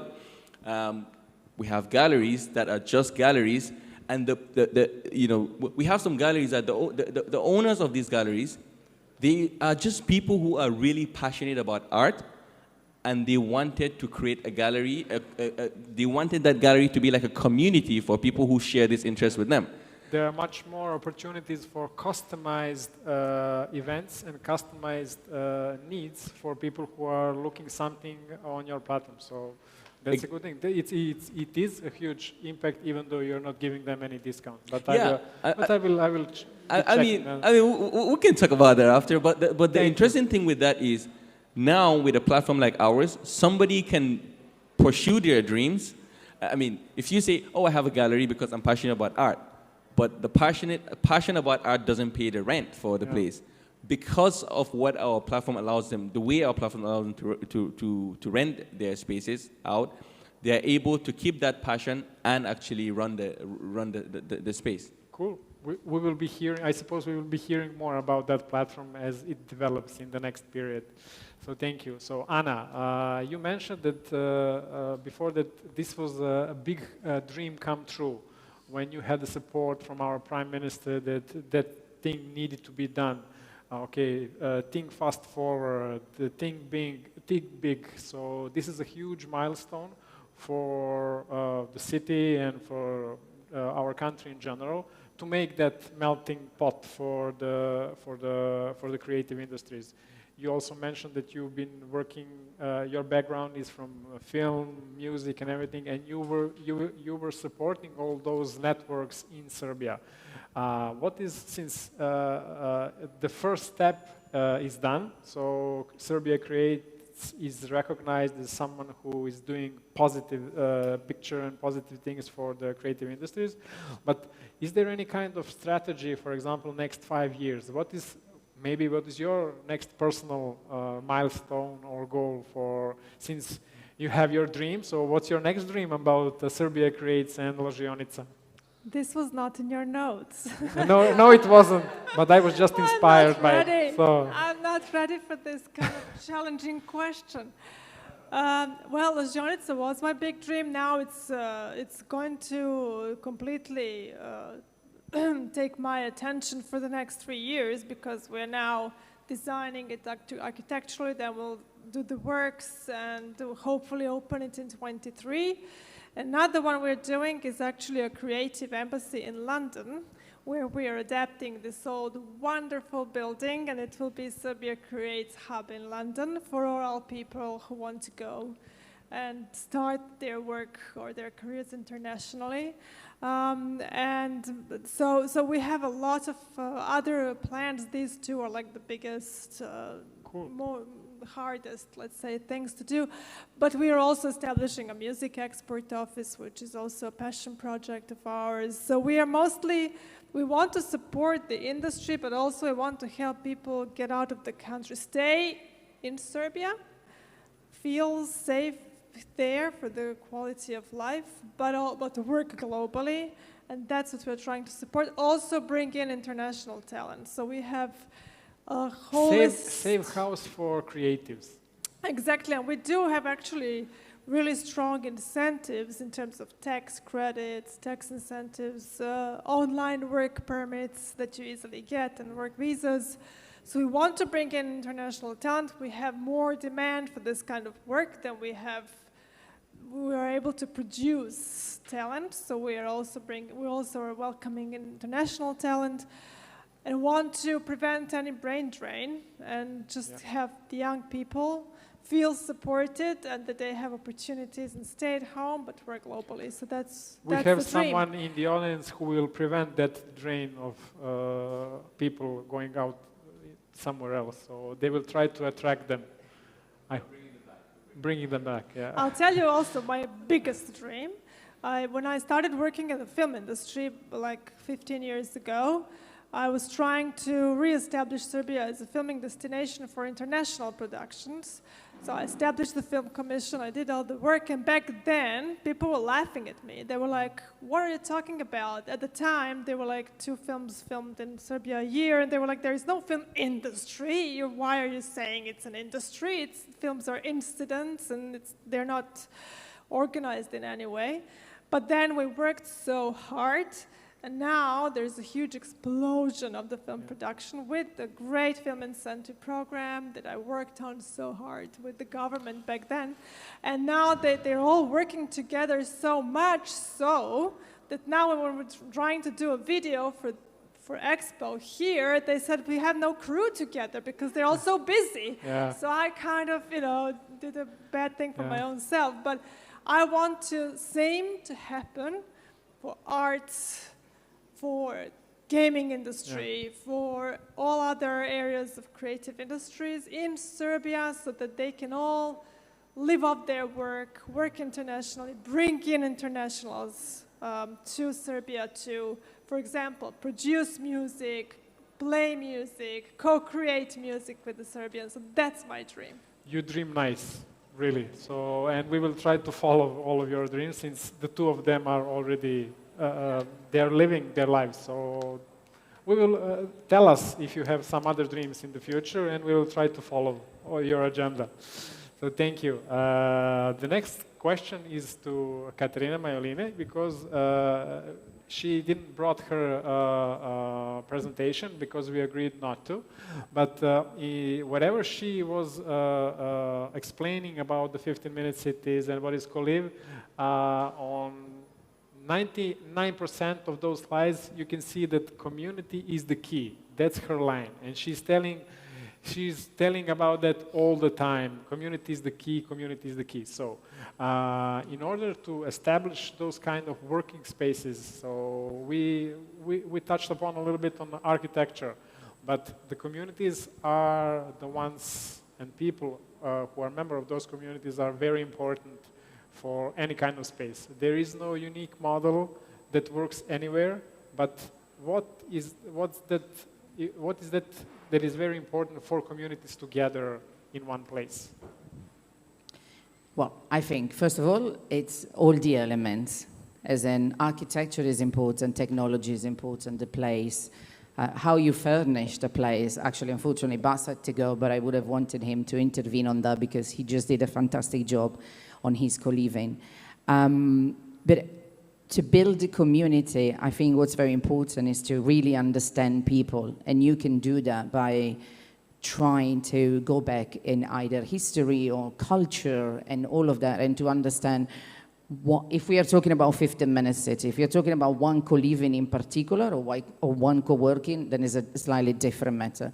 But if you're talking about creating a cluster of 15-minute city, what makes people want it to be there and to build that community, it's really understanding what is there and what people are seeking, what is missing. Because like I left Italy many years ago, right? And it wasn't really a choice. I mean, yes, I chose to. I wasn't forced to. But I also did it because I didn't feel I belong there. Yeah. And I didn't feel I belonged there because what I wanted to do or what I dreamt about, which I'm very artistic as well, it's, no, we don't do it here. And instead of being, you know, instead of having a lot of replies that go like, ooh, why not? Which is very American, is very British, is very innovative. It's always, why? Why? That doesn't work. That is not here. Why do you want to open this type of cafe? Why do you want to do this sort of thing? So I think it's very important for, I love the fact that governments are really, governments or local authorities are really understanding, the importance of really go deeper into what people really want. And even if it didn't work for you, or if you thought that it didn't work there in that moment, but what is that people seek? How do they feel like they belong in a place for them to want it to stay there? Look, he was just saying a moment ago, like, I chose to live here and I can stay here, I can live here. Like, when he talks about Dubai, it's like he's in love, like so much. It's like, but every time, he's like, but there is everything. Like the other day we were chatting and he was like, what do you like about London? It's like, what do you like about London? I was trying to explain. And every time I was saying something, he was like, oh, like we have this here and we do this here. And he feels like he belongs here because it was probably the city. I don't know because I don't live here, but it was set up in a way that whoever you are and whatever you want to, you find a place in there. The same thing is for co-working, the same thing is for co-living. The onboarding and the understanding, you know, of what your members, tenants, inhabitants want and how they will feel like they belong into that place. It's, for me, the only key to long-term sustainability of a place. I totally agree with you because I consider co-working spaces and co-living spaces as a coffee shops. Not every coffee shop you like to go, but there are some coffee shops that you really, really like to have your coffee because you know some people who are already there, you belong there. Yeah, you will definitely go somewhere else sometimes, but it's okay to explore. And that's the thing, like coffee shops in the future, especially when co-working spaces will thrive after this pandemia. So it will definitely be a concept of a coffee shop where you belong and where you feel very comfortable to go. So I totally agree with you. So Steph, you mentioned something, and I think that's very important to clarify. Now, Bitcoin and digital nomads are the most hyped words. So, and digital nomads are not the same as remote workers, and people are mixing that.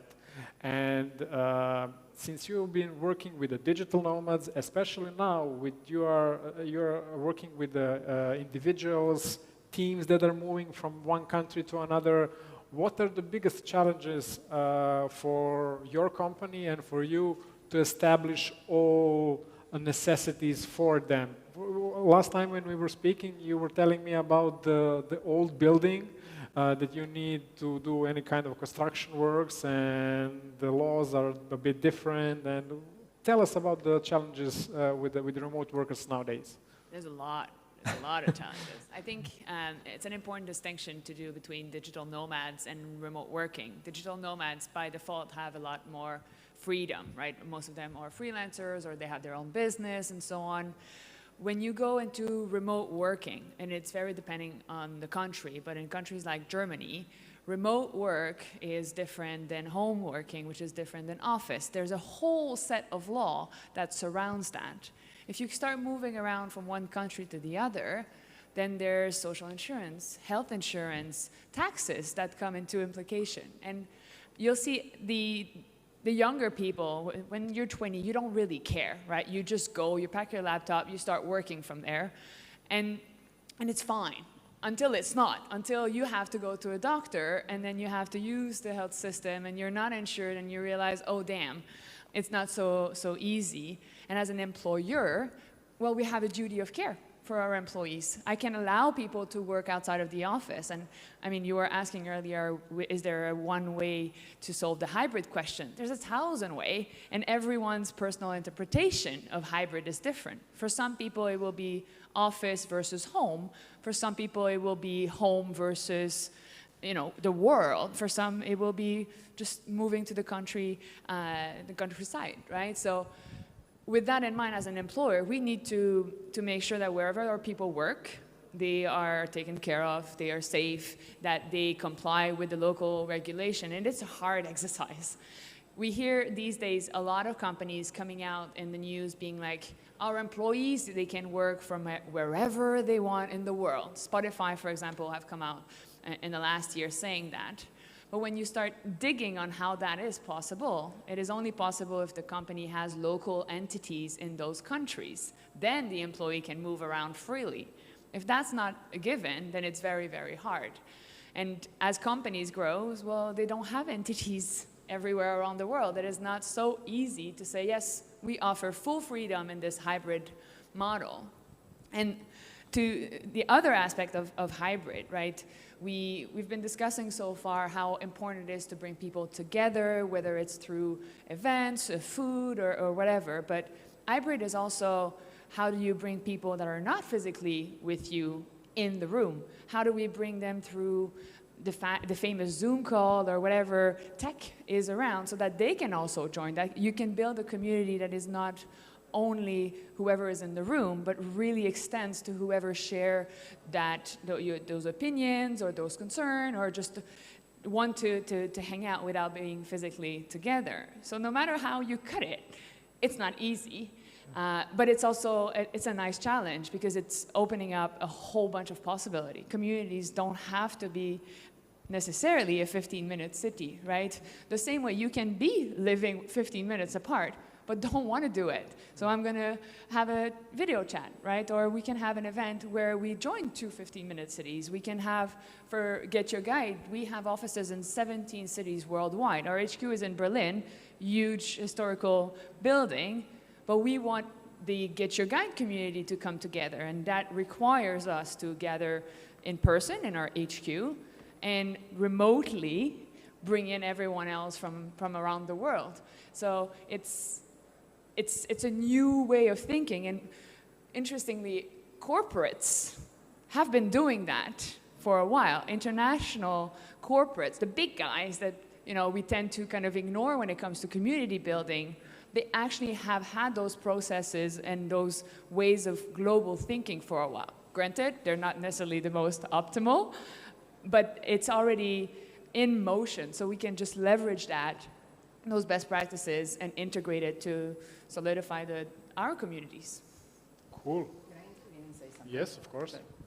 Sorry. So I would like to say something. First of all, I was really lucky that 2.5 weeks ago, I had a tour of their building, and she can say, like, I didn't know we were going to be on a panel together, and she wasn't there on that day. But as I walked around their HQ in Berlin, I just thought, this is how the future of work works, honestly. So if you have time, have a chat, because that building was amazing. And also, am I the only one who's very excited for what you just said about the fact that right now it's really difficult for companies to have a lot of remote workers? Yeah, everywhere in the countries, and maybe, I don't know, I think like you do in a lot of things, and the more people say, oh, it's very hard to do this, the more I think this is such an exciting time, because there is a problem that we need to solve. So I'm looking forward to a lot of creative technology innovators that are going to solve this problem. Cool, thanks. So we are going on a third round of questions. And I think that we still have a little bit of time, yes? We don't have to, okay. So, new ways of thinking, new ways of working, new normal, everything is new, but we are living all those aspects of our lives. So, and it's very challenging, especially nowadays, and we see that we need to adopt very quickly. We need to accept all the changes that are happening all around the world. And as much as we do that as quicker as the others, it will be much better for us. So you all have been working on various projects, and for me it's very important to know and to tell to the audience how are your projects have an impact and influence on the local communities, because we said locally grown communities are the best ones, so we need to attract smaller ones so we can reach out and in bigger goals, to have bigger projects, to connect cities. So, and Daniela will say more about that a bit later. So that is question for Anna. We know that this is a long run, and you started running for quite some time now, and every short run you win, and that's a very, very good thing. So how do you think that this will affect local communities, for example, in Belgrade? Yes, we said that we will try to attract foreigners from all around the world, but what do you think, how will that attract smaller communities, and that they will be willing to go there to Lozionica and to make their businesses, startups, and all the other things?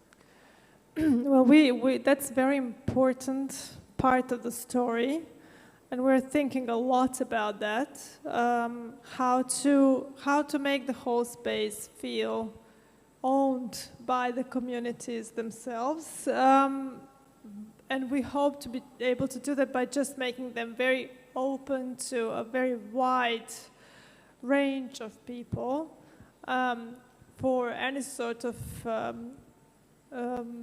experiment or innovation, and to bring different people together, and that's how we'll promote it. And we'll have separate parts of it. Some will be just straightforward co-working, but we'll have Fab Lab and Design Thinking Lab and performing arts things, and the studio for this and the studio for that. And we want to ensure that they all feel at home and work together, but also to attract businesses, because we feel like even businesses need to get ideas from the creative people and to put them all together there. So we hope to have this constant, to really make it dynamic and have it as a melting pot of these different people. We also hope very much for this to be a great example of how you use old industrial heritage buildings that are under protection of the government in modern 21st century world, and make them not just useful but also sustainable, and hopefully a good example of public and private partnership. And we hope this to be the first of its kind in Serbia, so that the smaller places and towns that each have their own little roundhouses or some sort of buildings that are just sitting there and they don't know what to do with them, to actually put them to good use and follow the example of how to make them really useful, how to make them really build and gather the community, also attract tourists, but also be sustainable in the long run. Cool. You gave a great foundation for Daniela, and I will address the next question to her, because you said all the nice things, design thinking, creative industries, and she's at this very moment working on those kind of projects. And Daniela, please tell us something about your newest and the biggest project about connective cities. And since it's a very important for all experience to be shared, know-how, all the knowledge that we are sharing among, not just among ourselves, but also among the cities, among the governments.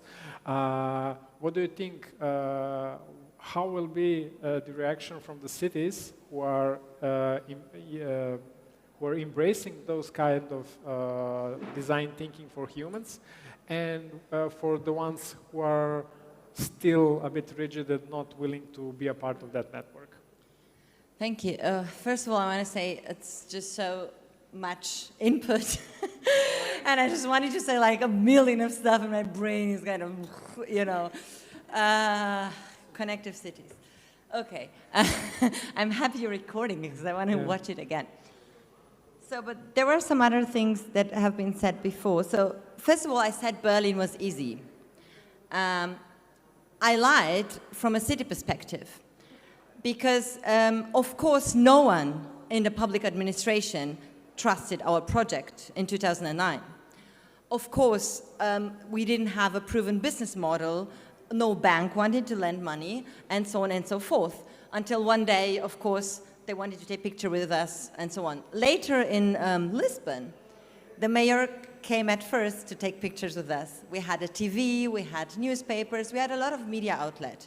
So this is something where I think cities enhance their creative industries now can learn from the past 12 years, can learn from good practices and can learn from very bad practices. Can learn how to, of course, integrate the community through human-centered design methods, doing art exhibitions, running a TEDx chapter, having a makerspace, meetups for hackers and techie people. All these things, all these interventions and elements have been proven, and it's great to, gather all of that. Nevertheless, it has also been proven that the cannibalization of this kind of grassroots movement by public institutions can also end badly, can end having like billions of dollars invested in a huge, amazing marmor building that I've visited in outskirts of Algiers, publicly funded by USAID and GIZ, with everything that you can dream of, like à la carte, incubation space, this space, that space, everything perfect, like box checked and empty, completely empty, because the community was missing. And I think we should learn from these both stories, from the good practices and from the bad practices. Generally, governments don't enjoy a big trust in this kind of disruptive communities. So we're talking about artists, we're talking about pioneers, we're talking of people that generally don't trust the public government. Nevertheless, working with connective cities in the pandemic, it has started 1.5 years ago, I think local governments have shown us how important they are, and citizens, more than ever, trust local governments because they were the ones sending out the messages about security, about what you need to do. They were the ones running the services of the city. They were actually the ones, to me, the public servants that we have accompanied throughout their transition into this physical, digital world, which they were new at. They were bureaucrats. I mean, people that worked since 20 years in a local administration don't know much about the digital interactions and don't know much about creative rituals like design thinking or hackathons or whatever. And taking them by the hand in this community of practice called Connective Cities, which is a network of cities all over the globe, enhancing peer learning between cities, has proven how so many individuals have a dream for their own city, for their own town. Because it's not high level. With Beta House, we were doing European Parliament lobbying to make some regulations, like really high level.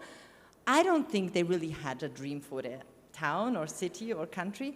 But working with local governments, you see the passion in the people that grew up there, that have a story there, that want to get the migrants back, that want to get the diaspora back, that want to get the brains back.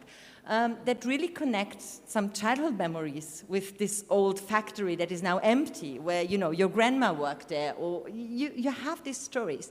And I think this is a chance now to use this post-crisis or still crisis, because you should never miss a good crisis, and you should be prepared to get this window of trust that citizens have in local governments, and to really look at good stories and bad stories of the past 12 years, and try to use this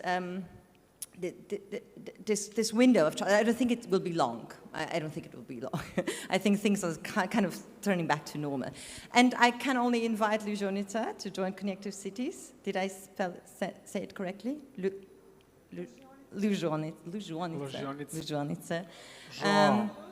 And where basically different city actors share stories and basically embrace the values of co-working, I would say. Yeah, that's. Cool. I hope I could answer whatever was the question. Yeah.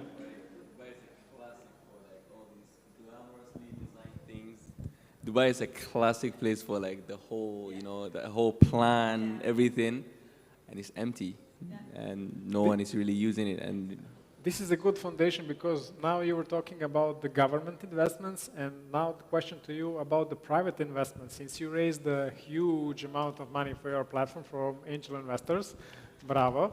So how they see this new economy, new way of working, and you got that round of financing during the pandemic. So how did they see that? Of course, like you never miss, how do you say, a good crisis. So what was the opportunity for them? How they see that? Yeah, so this is actually a pretty important question because as much as we love all the things we care about, some things really need investments that might not come from the government.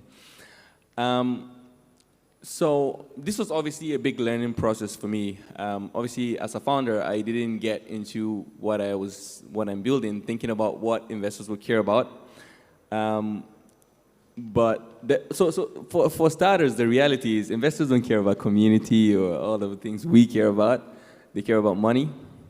And the only reason that, well, they just care about just the money. And the only reason why investors would invest in something is if they really see opportunity in it. Now, we were able to raise, by the time we put the first version of our product, very early stage actually, did a small pilot program. We raised $1 million. We were actually oversubscribed, so we had to say no to a bunch of investors, which is a very good place to be in the venture space. You will teach us how to do that. So well, that's a different game entirely. And we were able to raise that money. I think we raised $1 million in 3 weeks and quickly got oversubscribed, which usually for startups in our stage, it takes 4 months to raise $300,000. What is really exciting is beyond the money is who we raise from, because our investors are really some of the most sophisticated, some of the best investors in the world, from huge fund managers managing billions of dollars in companies like Mubadala, which is the biggest investment fund here, to fund managers from Silicon Valley. We have a very diverse international set of investors that came in at this stage mostly as angel investors. And for a company like ours to be able to raise this type of money, of course they know what we do. I didn't give them the Nigerian scam story.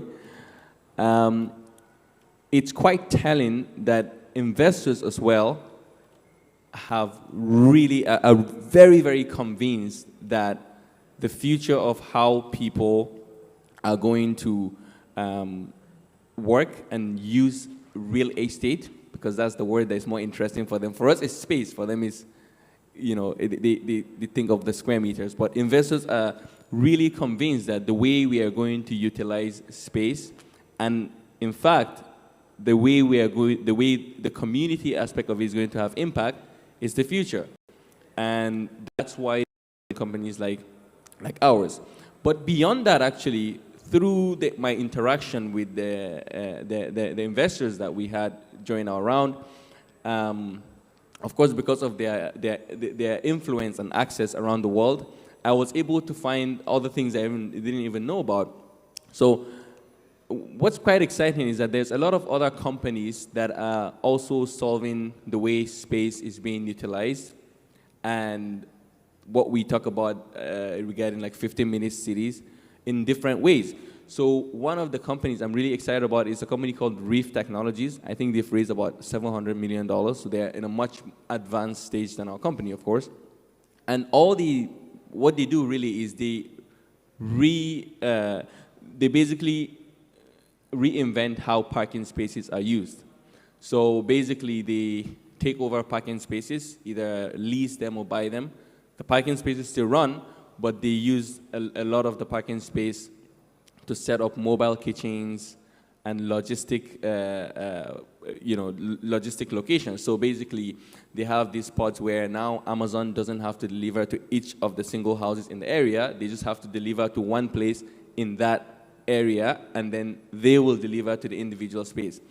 Now, that concept... Micro-locations. Exactly. They basically, yeah, exactly. And that concept is so important to our ability to create 15-minute cities, if you think about it, because now it becomes, for e-commerce, it becomes much easier for those companies to access very remote areas and be more global.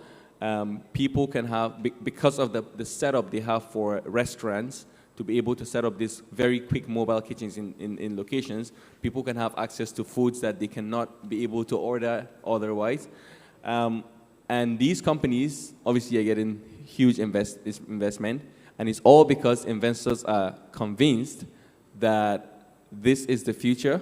Investors are convinced that companies like ours are providing infrastructure to enable this inevitable future really. And so, of course, it is quite telling that we're able to raise that kind of money, and this kind of investment are going to that side. I'm sure that you will prove them that they are right because investing money in your platform. So good luck with that. I hope so. I'm sure. So, yes? Just because we are moving into the corporate space and what investors want to, and I think we should really have a separate conversation about the public and the private space, because there is one general, I think, misunderstanding that public governments should look at what investors look at, and they just have structurally and from a value-based perspective just very different tasks. So while corporations and companies strive for profit, public entities don't do that by definition. And when public entities look at innovation, they should look at social innovation and not at technological innovation. And when some trends are interesting for big corporations or for the investment, I think it's where a void happens, where the public sector has the duty to step in and fill in that void. So I think it should be complementary. And I'm saying it's because I see a lot of cities, so I just came from the Web Summit, the biggest tech conference in the world, where you have public politicians talking on the same stage with big investors and Facebook and whatever, CEOs. And it's great. I think it's amazing to see people having this conversation on the same stage. Nevertheless, the very definition of public institutions is to take care of the broader public and not to create profit. So, if corporations start having their own innovation hubs, innovation labs, spin-offs, whatever they call it, incubators, because corporations are too big and too heavy to actually enter the open innovation game, so that's what they do. It's a strategy, it's been around for 10 years. You just open or buy startups, you invest in startups, you have your own incubator and whatever. It's great, but I see cities doing that. I see the city of Lisbon talking about creating a unicorn factory. And I wonder, like, what? Why is the mayor of Lisbon saying they want to make a unicorn factory? And does he know what's a unicorn factory? And, so I'm like, okay, no, this is completely wrong. Why is it an electrical company working together with the city of Lisbon? I mean, I totally understand that public and private partnerships are a thing that has been proven right or circumstances, and there's a lot of research on that. Nevertheless, I do believe that public servants need to look at citizens first and not at profitability, and that corporations have their very own way of cannibalizing some of the good community-based stories, which is fine, but it's another game, and it plays with different rules. Yeah, it's maybe because I'm primed, because I've just been to this Web Summit, and now I'm here, and I'm like, we really need to understand what is the role of governments in making these spaces. And one of the biggest problems in Lisbon still is, and I remember 12 years ago when the former mayor showed me around, it was, we have these empty spaces. The third spaces, the houses that are empty and, you know, dying, and some kind of heritage problems. It belongs to 5 brothers, they are fighting, whatever. And 12 years later, what do you think is the biggest problem of Lisbon? The same. The exact same. Just that prices went high. Lisbon is now the startup region of Europe since 2015, attracted billions. 1,000 coders in the next 10 years, and it's missing space that is affordable, because gentrification is a thing that comes with co-working and all that coffee stuff. I really like what you comes with flat white. what you said about the commuting part, because again, kudos to Dubai. One thing that has been happening quite a lot in Dubai, for example, is because the history of Dubai, for example, is moving here used to be much more expensive. It is still relatively expensive. But now there's a lot of initiatives that makes it easy for somebody, an individual, to move here. You know, there are cheaper visas, there are freelance visas and things like that. So essentially, the reason why the government here is doing that is to also, similar to Serbia creates actually, is to enable more and more of this class of people to move here and live here. But also going back to the investment question you had for me, it's quite interesting to see the shift that is happening in the investor mindset as well. One of the most common type of investment in this region is really investing into real estate, and it's made investors a lot of money. It's a classic here. And now you have, I mean, some of our investors are actually real estate investors who will only invest in some real estate project. You know, you're going to sell this number of apartments and this is going to be the profit.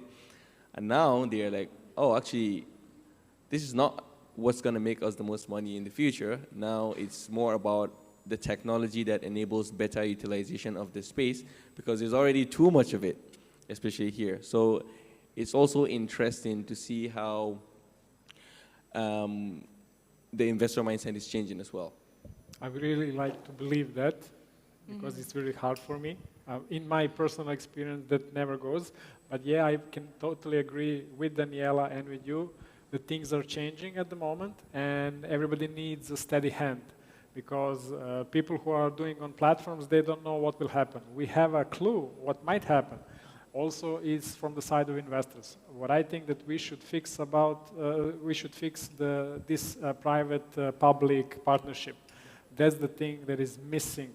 There are very few good cases, and there are so many bad cases what happened with the 3Ps. So maybe if there is some... And there's really good research on that. Okay. With really good models that people have thought about a lot. So yeah. I think more thorough research. If there is a manual instruction for that, yes, there is a manual. We can download it.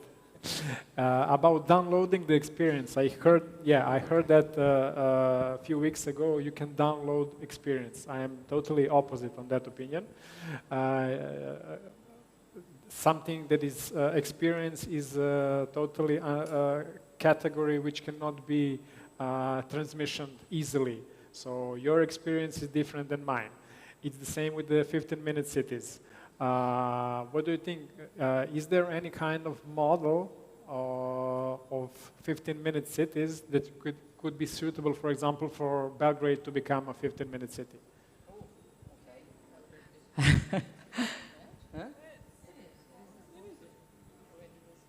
For me, and I'm going to say something which is maybe a bit different. I don't think anyone was expecting this reply, but totally different city, totally different model, but Manchester. Manchester in the UK, I think, I have been going to Manchester for a long time, since he's laughing. Manchester, really? Yes, you have to go. The last time I was there, which was a few months ago, I was very much impressed. So they make a whole place called the Northern Quarter, and they created these sorts of things. So it was a bit more of a rundown place, ex-industrial, not really, and they made it like super cool, co-working, hipster thing. They left a lot of building, very similar, huh? Because you were talking about flat white, that's a hipster thing. And they left a lot of the building very similar, they just implemented it with very different thing. Very London vibe, very New York vibe, very industrial, but it is a very strong hub for creatives and that sort of thing. And actually Liverpool did something similar with, I don't remember what is it called, but there is this area that they also, it used to be like the old docks and it was really run down, etc. And they did exactly the same. So they brought in a lot of very different tech hubs, co-working, co-living a little bit less, but like places where people can hang out, fitness places to spend time. Yeah, that's what I would say. For me, that's how I say it. That like, since I've been to Manchester a few weeks ago, I'm just like, okay, this is my 15-minute city that really surprised me. And but what do you think, how much time will pass until this 15-minute city become a buzzword like digital nomads, like Bitcoin? Buzz concept, sorry. Or like the C word that we're not allowed to say. I don't think I really don't think it's going to become a buzzword, actually. I think it's definitely going to be used by different places to kind of like put it here and there, like the same things happening with co-living or co-working. Even places that don't really do that. They just say, oh, we are co-living or we are co-working, and then you're like, not really. You just rent in room or you just rent in small office spaces that people share one facility. It's a bit different. So for sure there is going to be places that will use that to attract digital nomad, remote workers, and people that really care about that. But I think the difference is that it would be very easy for the end user, let's call it like that, to really check and to say, well, actually it's not true because it's going to take me half an hour to cycle from one side to another. There is not this and there is not that. Technology is going to allow us to really not let them use this sort of words because it will be very easy to see that it is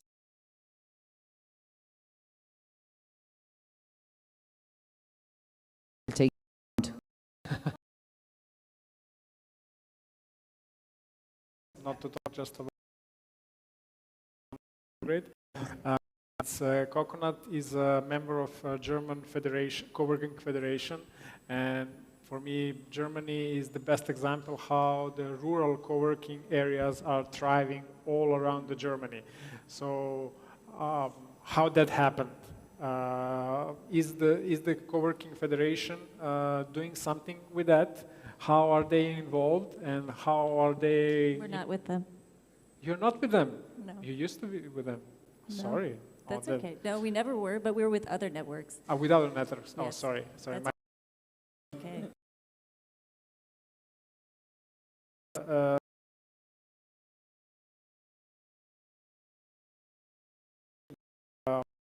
Happening?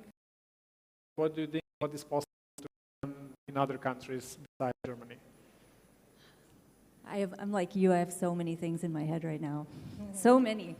I actually want to touch on a few different things because I'm kind of like, there's so many things. 15-minute cities or 20-minute cities. It's, I mean, urban planners think about this 20-minute dimension, and I also think about it with the countryside. We're creating a hub. We're making a makerspace. Have had more than 10,000 people come to our place. We have local co-workers. We have, just by being there, we've attracted organizations and companies to our area. It's exploding in ways that we couldn't have imagined. We have mayors in two mayors in our two towns. We have about 17,000 people in the two townships. The two mayors are super forward-thinking. One of them is a local guy from a really famous East German band, and now he's the mayor of Bad Belzig, and he's so cool. Like, he doesn't always get it, but he wants like to promote this stuff. He's super cool. And the other guy, he's more young, and he wants to create like a creative hub, like bringing all the tech people in. So there's all this stuff happening. There's like co-working spaces opening up in our teeny tiny area, and actually I think it's super cool. Please explain to the audience how small this area is. It's like 17,000, including villages, tiny villages. Our village is less than 50 people. There's many villages. The biggest town is 10,000. Actually, that's including the villages. So it's about 7,000 people in the town center. The other town is about 3,000. And then everybody else is in these little villages. And one thing we also noticed is like people, they don't want to travel 30 minutes to come to Coconut. So now there's like these little co-working spaces opening, and it's super cool. So I'm collecting them as I'm used to doing with the co-working world. And now we just had our first meetup 2 weeks ago with 3 of the spaces. There's like 2 more opening. Like next month we'll have another meetup. So my thinking is that, yeah, we can have like these teeny little microcosms of co-working in the village there with a good connection. And then once a month, we get everyone together so that we can create a bigger sense of community, that we can share the bigger resources. Because like if you think about 17,000 is just like a small neighborhood of Berlin. It's nothing, but we're all spread out. So how to bring them together is one thing that we do. And to touch on the public-private partnership stuff, so we ourselves didn't raise public money, but we founded a nonprofit together with 7 other organizations in the region. And that nonprofit worked together with another think tank who wrote a proposal. So now we've got a Smart Cities grant for 7 million euros for digital development funds in our region. And we were up against all the cities in Germany. And one of the things that they said to us, that why our proposal worked, was because we weren't just taking newspaper tech and saying, well, we want to have like smart parking. It was that we were actually considering the needs of the people. Mobility is a huge issue, and you deal with mobility in the rural space much different than in an urban space, so that we were actually considering the real problems of the people. And I think this is a little bit where this public-private partnership works, because the public sector is so open for new ideas, and they really are open. Like they don't put blocks. We worked in other areas where there was a big block. Banks are different. We just got an apology from our bank. We did, because it was really hard to raise funds. It really was, and then also in the time we will not speak about, our bank wasn't with us on a loan we asked for or tried to get. And now we brought all this other stuff in, and then we said, actually it was we could have used your support. We're bringing new businesses, and they actually apologized to us because they don't want us to talk badly about them to the new people. So I think a way the public sector can be positive is when there's projects where you see potential, is also to tell the banks and the investors, the people who only look at money, hey, this is good for the region, and it's good in a broader economic sense, because we all need it. Like the creative people need to be there as a part of developing in different ways that you can't imagine. Diversity is super important. Our project is also, there's many places in Germany developing right now. Amazing cooperative living projects, a lot of co-working. There's a network called Coworkland, which just land means countryside in German. So that's a grassroots development of lots of small co-working spaces. Super fun to know them, to work with, but very German focused. So I'm like me, and there's like a small contingent of us who are trying to bring in, like, how do you get international people who already live in Germany. Germany is a multicultural, it's a multicultural space, but in the countryside, it's very hard to get in, even with the cool projects, because even the cool projects are only German, and it's really hard to get in. So we're working on ways to bring more internationality to this space, to this creative way of looking at the rural space. So these are the things that we're doing right now that are really exciting. Austria is pretty much the same situation. Yeah, well, and with the networks, I think this is where I'm trying to encourage more diversity within those networks. Yeah. So the people who run the networks need to have international people in, that they think about it. Even us, we set up a video editing suite. We're hosting film residencies now, and I wasn't there when they were setting it up, and so I wasn't thinking about it. And now we have like our first amazing, like a Syrian filmmaker who lives in Berlin, and she's there, and she's like, "Ugh, I can't use the editing software, it's all in German." And I was like, oh my God, I wasn't there. You need diversity to make sure that you're able to set things up for many different people. And so, of course, now we're learned, and we're like, yeah, we gotta do that. Yeah. But that's what, just the way of thinking is so different when you have a diverse team, when you invite diverse people, that you're really developing in a way that's open for everyone. I loved your slide with the Venn diagram with like all of the things and how belonging is in the middle, and it takes all of these different things working together to have that real belonging. Yeah, diversity is definitely one of the main ingredients for every community around the world. Thanks, Jules. So the last question for Stephanie. So for your clients, you're trying to make a customized experience, but through logistics, providing them the ideal logistic for individuals and for the teams. For the global community, how do you think that this gap will be bridged among supply and demand on global workers who are approaching to your platform? Or not just to your platform, but in general? It's a tough question. I mean, I don't think there's going to be a silver bullet to solve it all, right? I wouldn't sit here and tell you, yeah, this is how we're going to solve it. It's very much a question.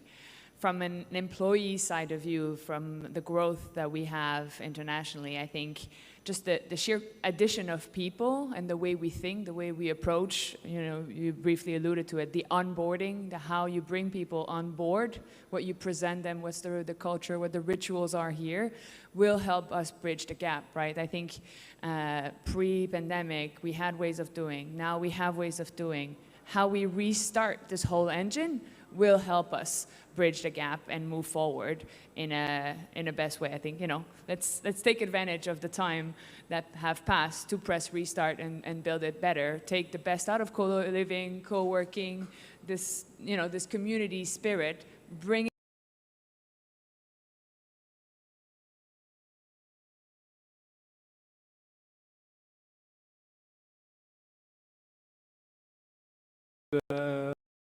really ask you to give a big round of applause to our panelists. Thank you for your insights. It was very useful. And if there are any questions from your side, please, this is your opportunity. Or silent for. Please. We can animate ourselves. 2 questions. 2 questions. Yeah. Thank you very much. I've enjoyed the discussion and conversation so far. But my main problem is it's more focused on developed countries. I come from Africa. I'm looking at Ghana. How do we create like 50-minute cities? I come from a place where cities develop before planning, which should not be the way. How do you see Africa or maybe Ghana catching up to the sort of cities you talk about, the hubs that can be created, making good use of empty spaces and all that? How can this conversation fit into my world? Thank you. Oh, yeah, you saw me nodding. Yeah, you were nodding, so I'm like, thanks. Say something, go for it. Okay. Well, I'd like Innovation Gathering, which is a community of co-working space makers, owners, maker spaces, and hubs that has started in Africa and is expanded all over the world. So the Global Innovation Gathering is basically a platform for all these people that start co-working spaces, maker spaces, digital hubs in Africa. And technology-wise, the African continent is extremely advanced, also in comparison to Europe, for sure. Of course, the physical infrastructure might be missing here and there, but the digital infrastructure is there, and the mindset of the young people is there. So we are talking about the social technology that is there, which is the rituals of collaboration, the quick and agile way of moving and working, and we're talking about the digital technology that is there. Yes, indeed, cities from an urban perspective, have been planned after they have been built. That is correct. But I will give you an example from Lomé, where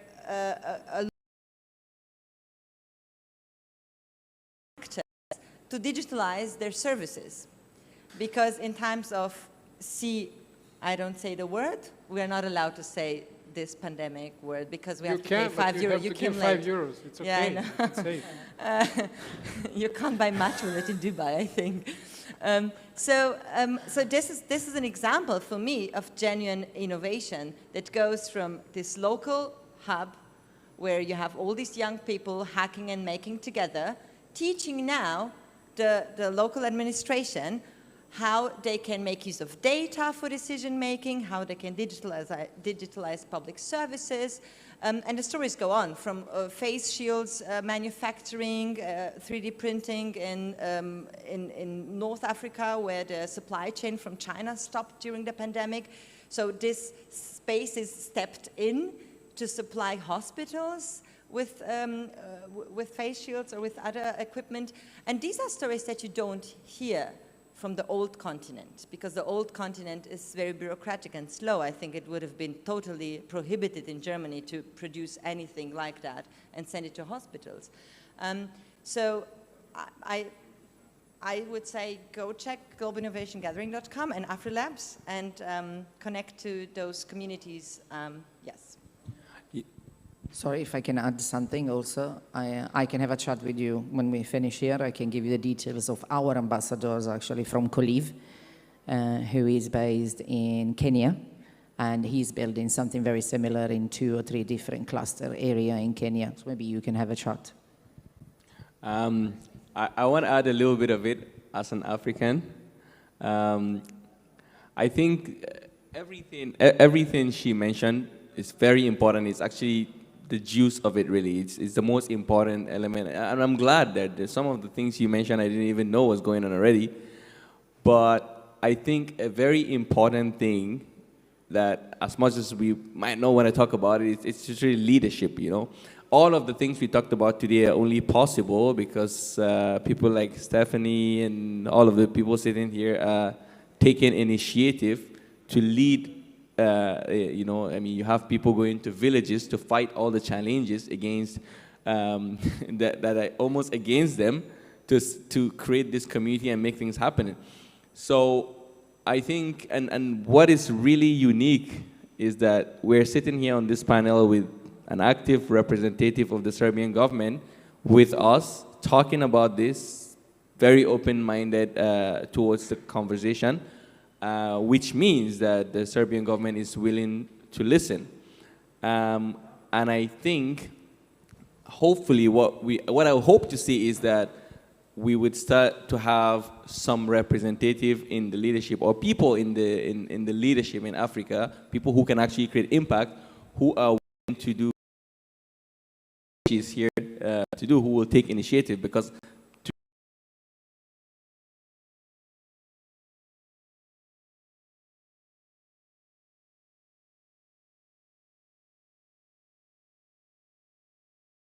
the problem is really leadership. I agree with that. Underline that.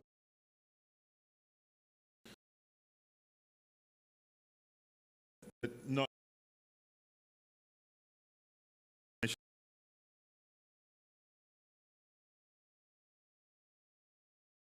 in and these solutions. That is, going back to what I said, is it's a part of community building. We have common challenges, and when we sit together and we discuss these things, there are solutions, there are things that you know, there are experiences that we have that we can share that can help you in Ghana, but also also in Serbia. These challenges also happen there as well. And I think building community, building workspaces that are sustainable, which is very important, not just things that are built this year in 2023 and then by 2025 it's empty or it's finished. I think it's time.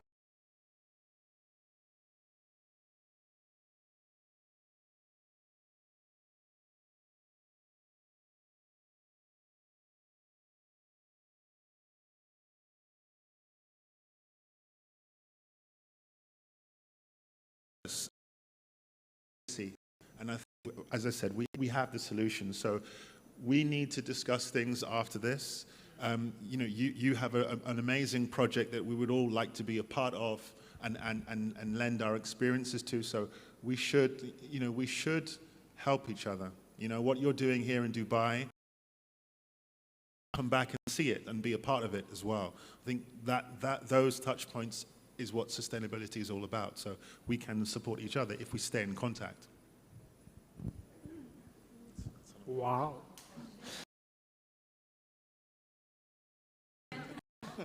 My business card. Another question? No, I'm following up with you. I'm doing podcasts with you.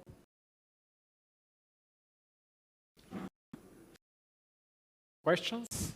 Then we can end this panel and this conference of ours. And I don't know about you, but I really, really enjoyed, and I learned a lot, even though I thought that I know many of those, but I don't, obviously. So, right.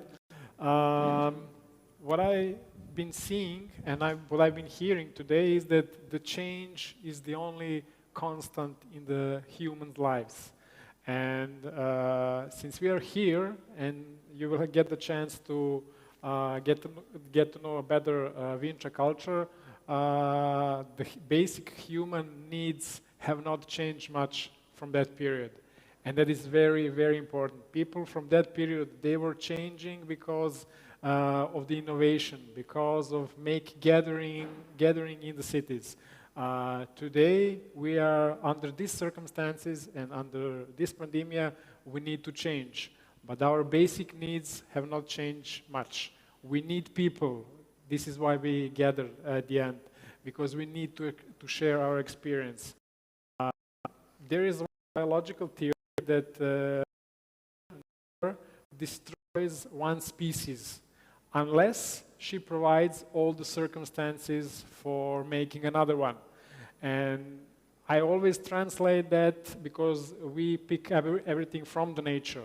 I think that's what is happening right now with the spaces, with the offices, with the hybrid models of working.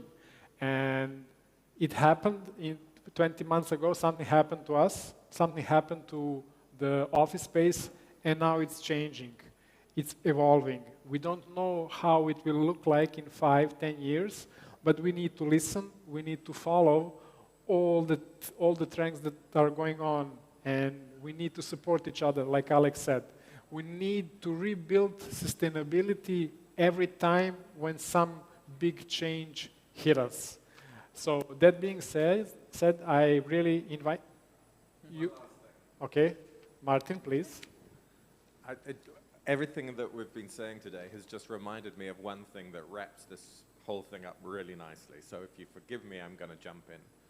As we started off with the stories of migration, as we stopped with the stories of community and of Africa, in Southern Africa there's a saying, which is if you want to go somewhere alone, go together.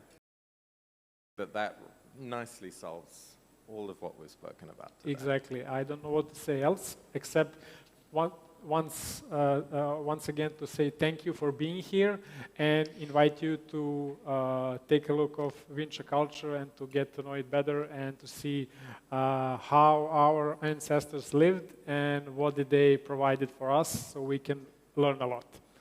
Thank you for your leadership. I want to say something from all of us, I think. Yes. Thank you for your leadership, because going together only works if someone makes sure that everyone, that you get all the sheep together. And thank you for your leadership and for your work to bringing everyone together at this panel. I think Misha is kind of underrated, because I have an idea of how much hard work we put into putting that first conference. You know, putting a conference for the first time is not easy at all, I cannot imagine.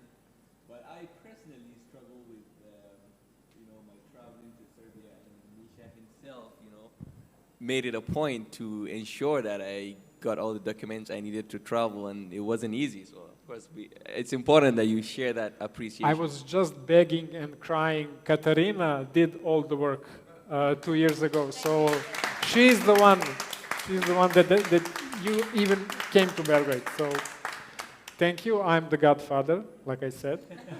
So once again, thank you, and let's all of us go and to see and to learn something about vintage culture. Thank you.